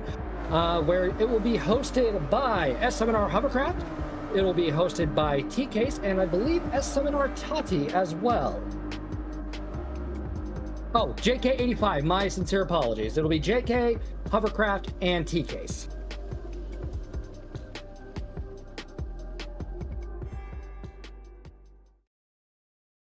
And now it is the bittersweet moment. All good things must come to an end, and we must depart you this evening. But if you wish to keep up with any of us outside of these lovely broadcasting halls, you can find you'll find Slow-mo over here on YouTube, where he streams GTA Golf, does Warzone. What else have you been playing lately, Slow-mo? Yeah, I've actually started an interview series where I'm interviewing some Gran Turismo 7 drivers, Mullet being the first interview there. So check that out, and love to have you stop by the channel. You can also jump into the McNaughty servers, the Discord servers, or the NRL chat, and you'll definitely catch us all in there as well. That is very true. And if you want to be interviewed by Slow-mo himself, shoot him a message on Discord at, I think it's just Slow-mo, right? GT Slow-mo, that's right. GT Slow-mo.